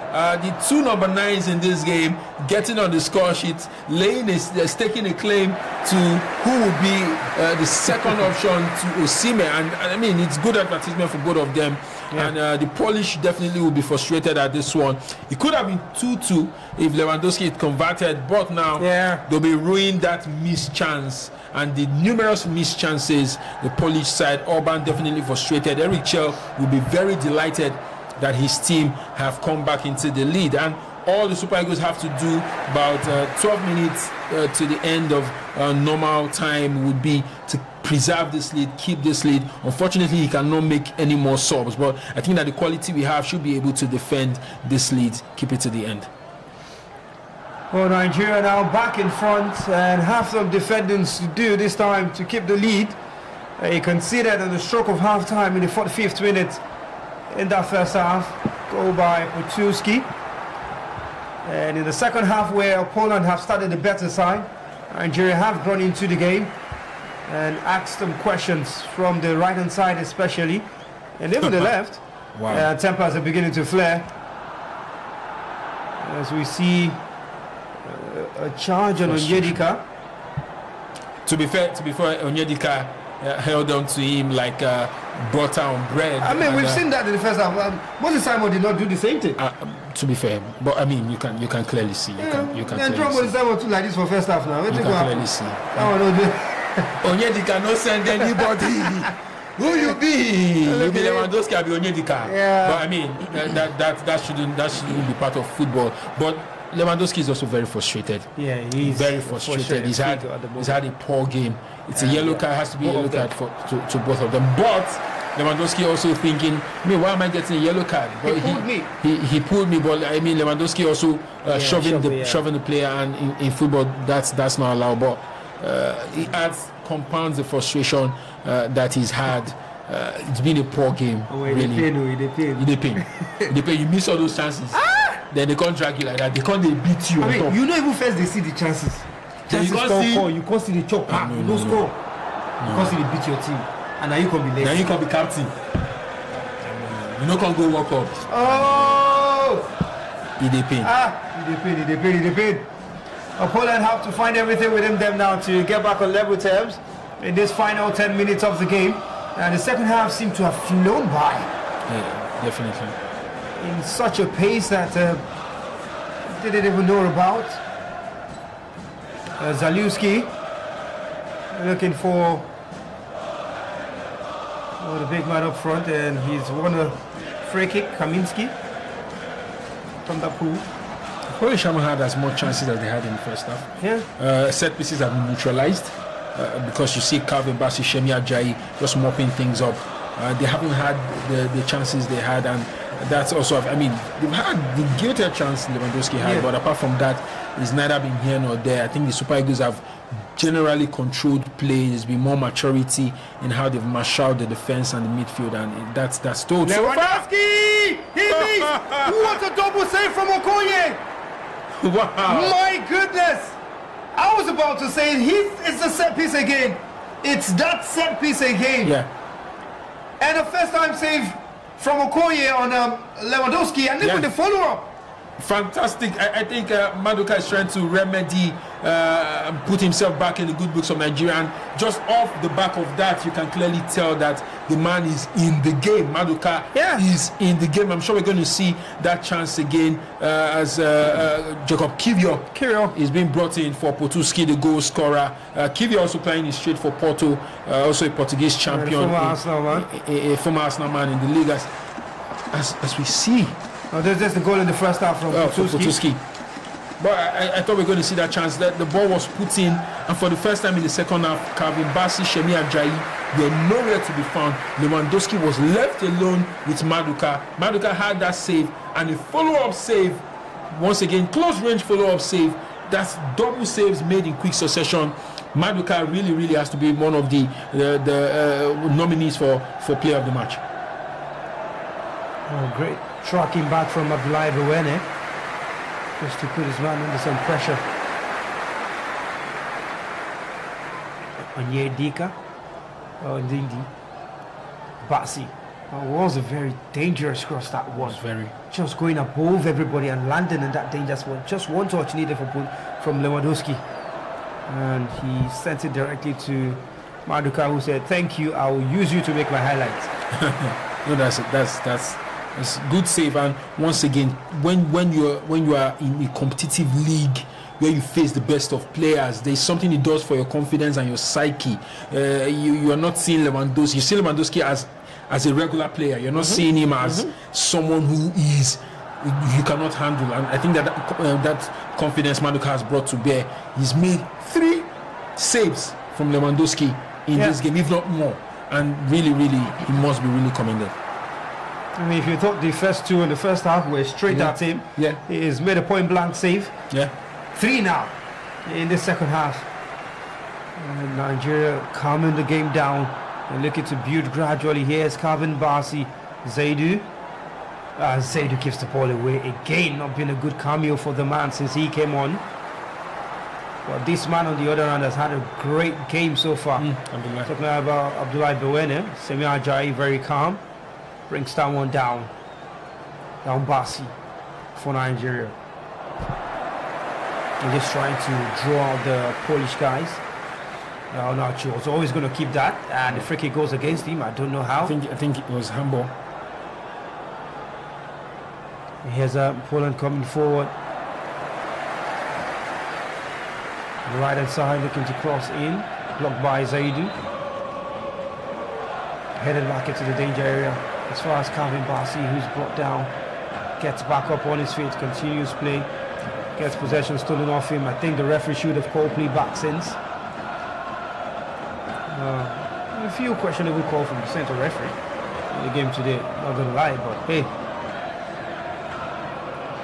VAR has been there to remedy the most important ones. So Poland back in possession. And this time in the half of Nigeria. On the right hand side now, looking for a chance. Gets past Zaidu, gets past the second man as well. Bassey there to block the cross, out of play for a corner. Great run by Kaminski. It's been good in the game. There's a chance again. Great block, and even the follow-up. The follow-up was even better.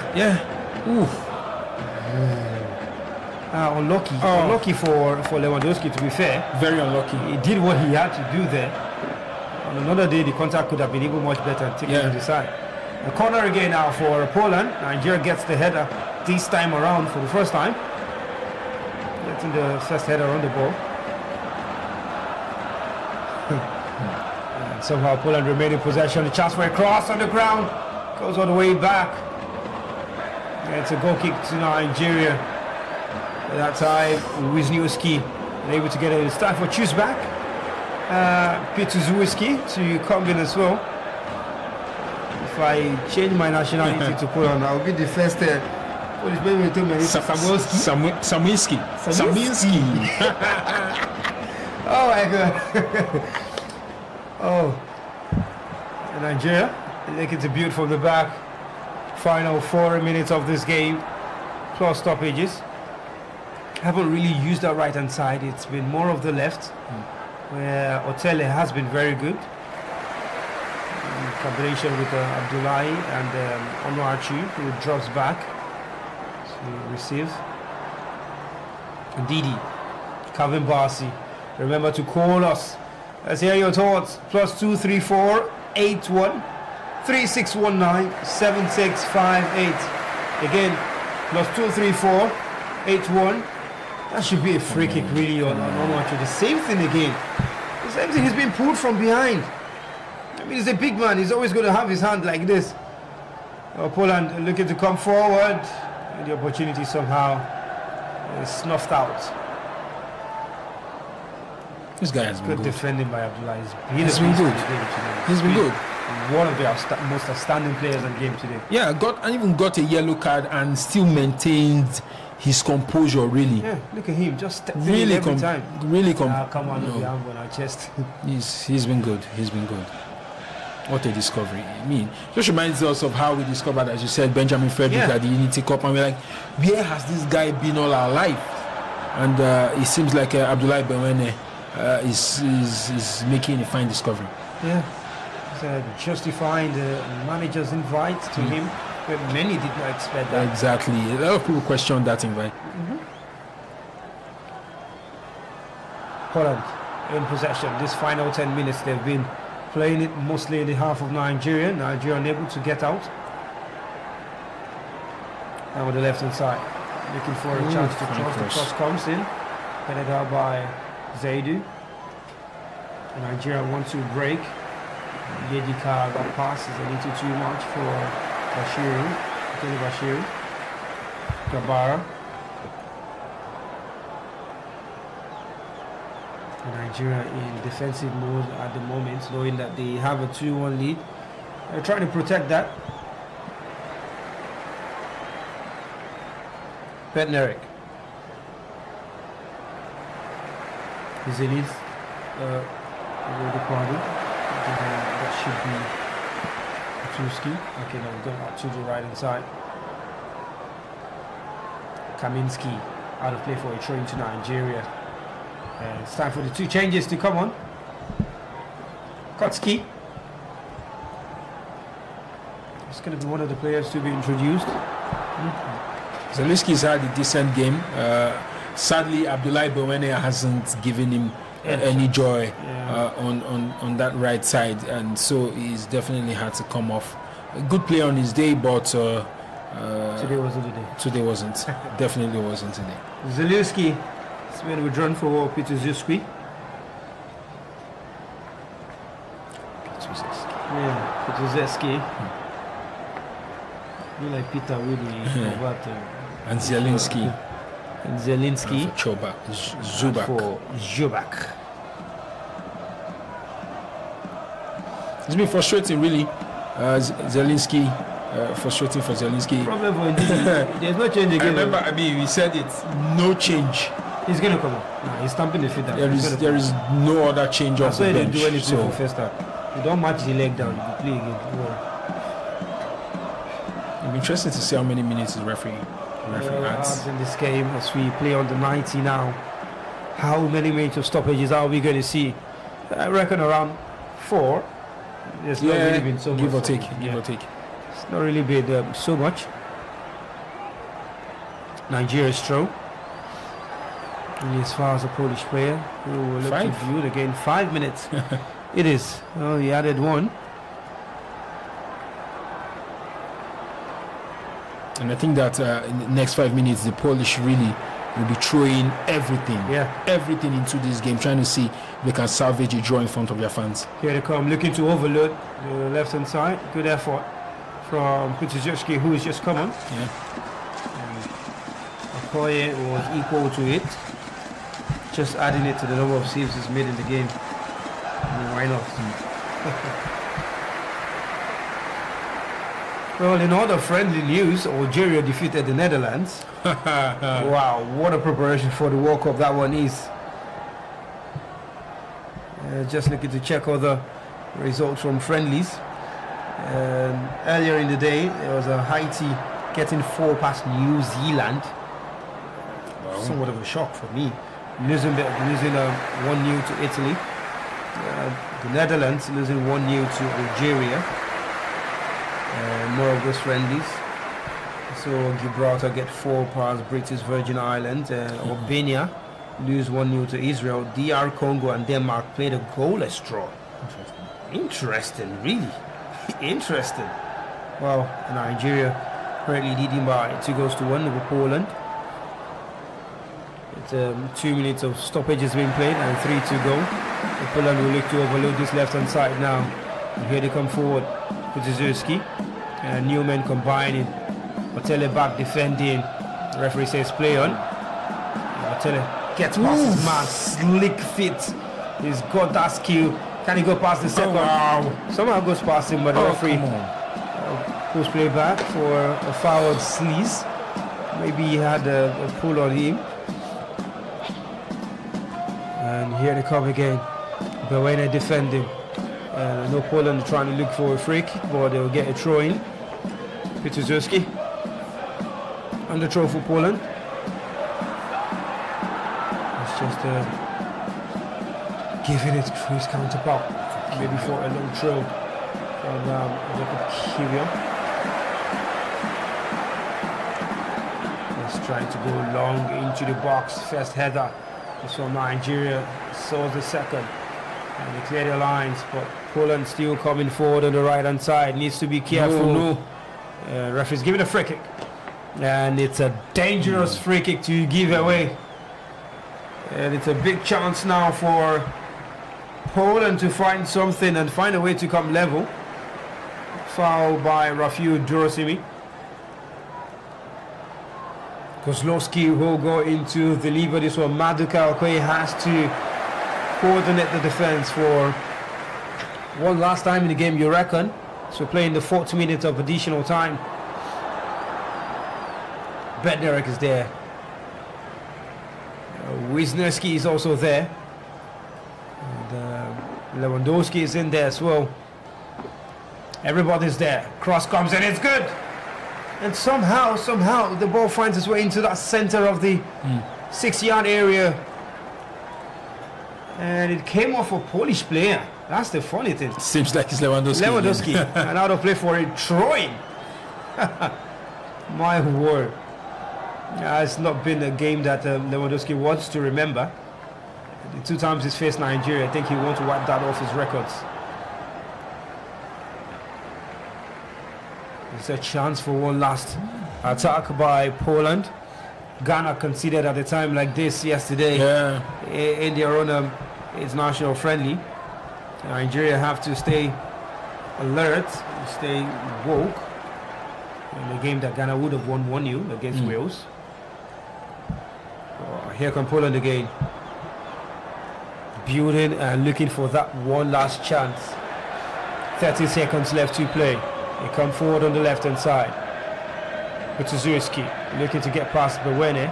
Doesn't get too much joy, but he's passing it into the midfield. And just in the final third of Nigeria now. Nigeria having to come out gradually to push them back. They come forward again, maybe a strike from distance. Oh, my word! Sensational! Absolutely sensational by Wisniewski. And just like we called it, at the time drama, Ghana failed, Nigeria have conceded 2. And it's Nigeria 2, Poland 2. And breathless, really breathless. That was a blinder from nowhere.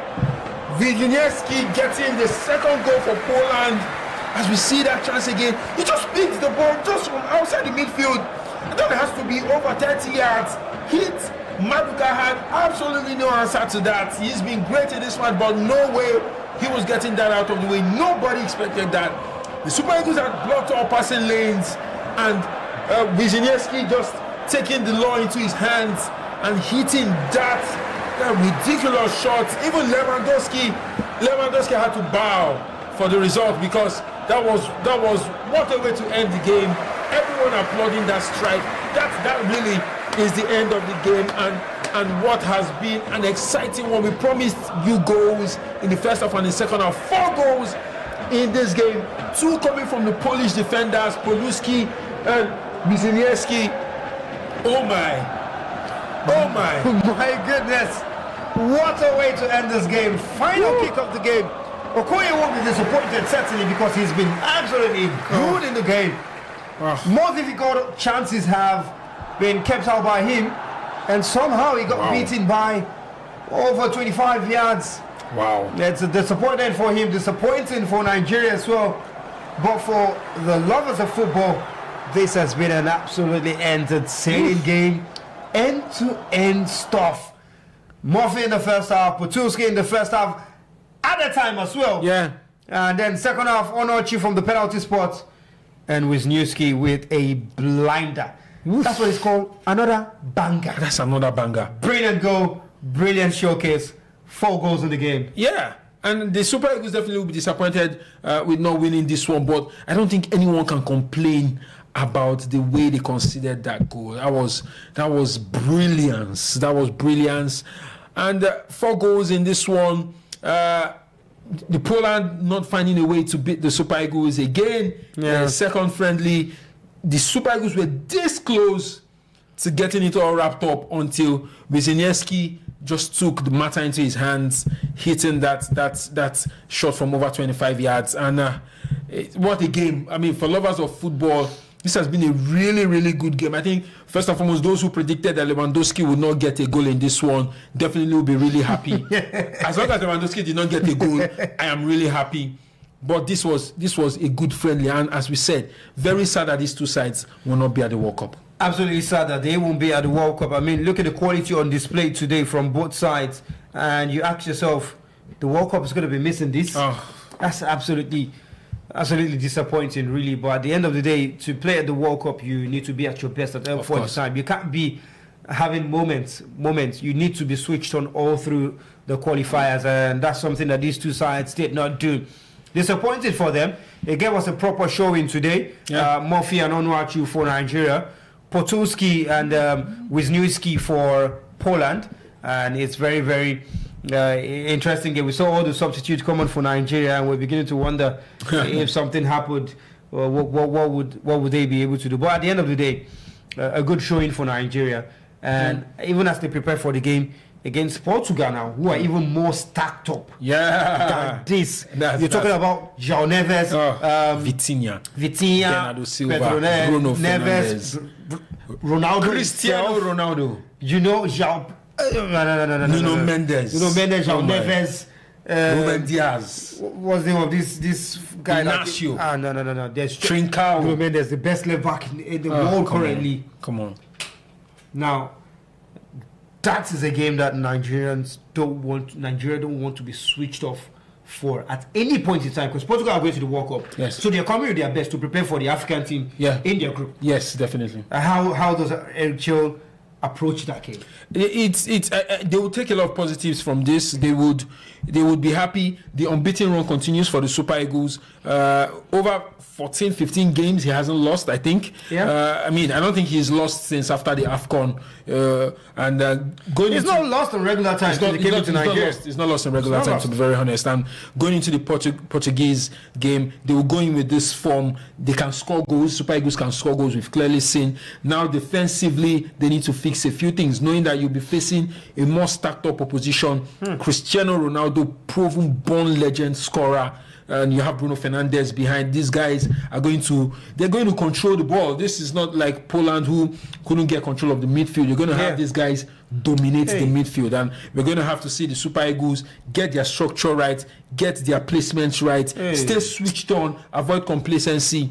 But I think that they will show. I think that the Super Eagles, once they face quality opposition, they raise their quality, and that's probably what we'll get to see against Portugal. So truly, when Super Eagles face a more difficult side, they tend to play much better. To be very honest, but I'm trying to see the players for Portugal that will be going into this World Cup. Some of the players that we'll be expecting Nigeria to face in this next game, just to give a kind of context into what to expect.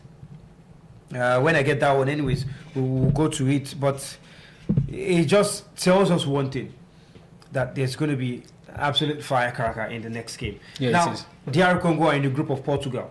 Portugal will look at Nigeria as a very good preparation for that game, knowing fully well that DR Congo played Nigeria and got the better of Nigeria. So they're looking, if we can get past Nigeria, we should be able to get past DR Congo. Yeah, definitely. Especially, I'm sure one of the reasons they're playing the Super Eagles of Nigeria, the physicality that DR Congo will bring. Nigeria also brings that physicality. There's a little bit of flair also from the wings, the technicality, the bullish nature going forward. So Portugal wants to test themselves, and there is no better side to test yourself in, especially in Africa, than the Super Eagles of Nigeria. So it's going to be a lot for Portugal, the coach Martinez and the lads to really look forward to. I'm very sure Roberto Martinez will have been watching this game to just see what they bring forward. Definitely, we expect Eric Chell to play the full complement of his 11. Calvin Bassey will definitely start. Shemi Ajayi will definitely start. The main guys that we have available, we are not sure if more Super Eagles players will join them, but it's going to be a cracker, really. Well, seems like we have a call. Let's say hello. Can you hear us? Your name and where you're calling for? Or seem to have dropped down to network. Anyways, so the players here will likely be at the World Cup for Portugal. Diogo Costa, Rui Silva, the goalkeepers. Then there's João Cancelo. There's Matheus Nunes, Nuno Mendes, Ruben Diaz, Gonçalo Inácio, Diogo Dalot, Thomas Araujo, Renato Veiga, obviously Nelson Semedo, who might be in that game. Bruno Fernandes, Bernardo Silva, João Neves, Vitinha, Ruben Neves, Samuel Costa, Cristiano Ronaldo, Gonzalo Ramos, Rafael Leao, Trincao, João Felix, Pedro Neto, Francisco Conceição, Cancelo Guedes. My goodness, look at the names. Look at the names that.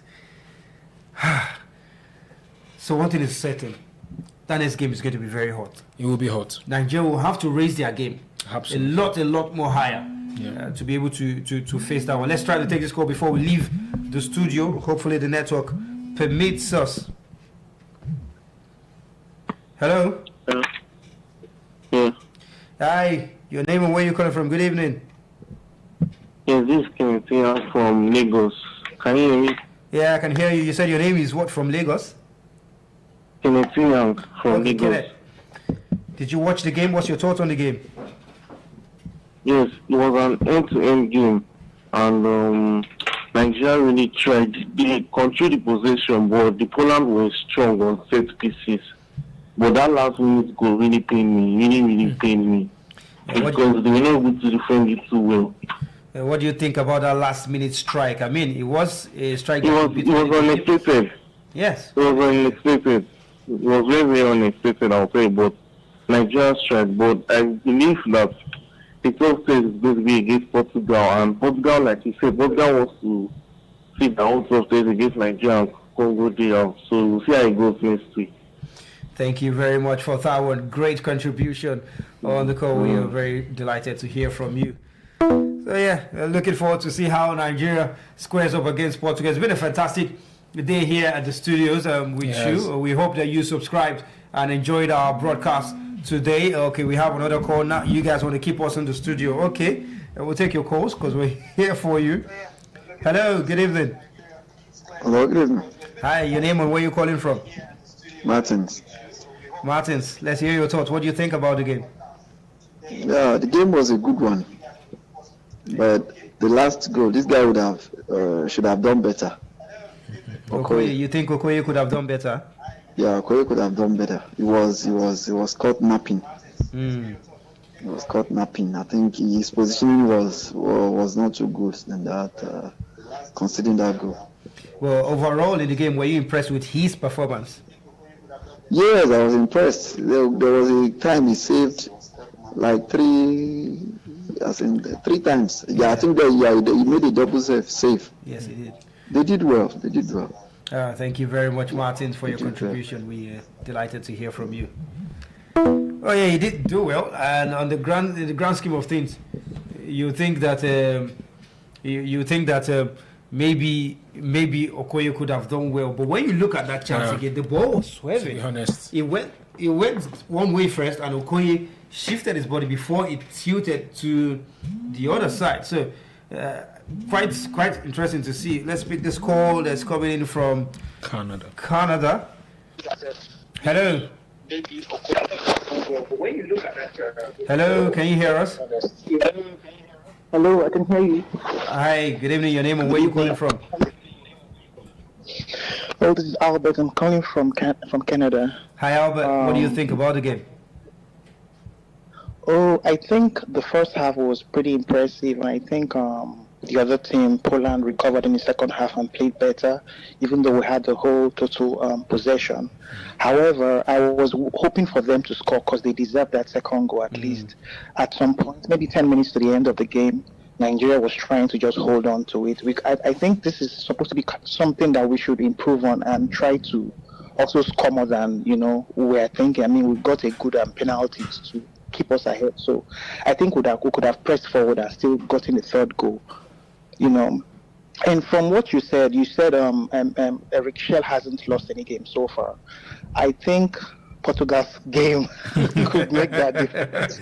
Don't jinx it for them. I really see us missing Iwobi in this match. Mm-hmm. We didn't have a creative playmaker. So I don't know what you think about that. So if he's not going to be in that match, it might just be the same thing.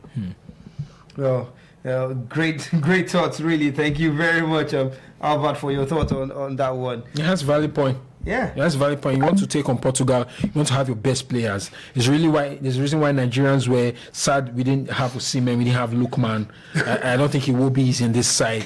I mean, these are your first teamers, and you're taking on a Portuguese side that will come with your first teamers. I mean, you want to, even though we know that on a good day Iwobi cannot match Bruno Fernandes, but you want someone who is closer to the quality, right? And we'll be missing missing Osimhen, Lukman, and the other guys who are regulars. And I'm Nigerian, so I'm patriotic, but the odds are stacked, man. Well, the odds seem to be stacked, not in the favor of Nigeria, really, but going into that game, I think there's a lot more that we can see. Maybe that's just a game that brings out another Nigerian player and shows the super quality that he's got. We'll look to take maybe 2 or 3 more calls. So please, if you're still here, you can call us on the number on your screen, +23481 3619 7658. Again, +23481 3619 7658.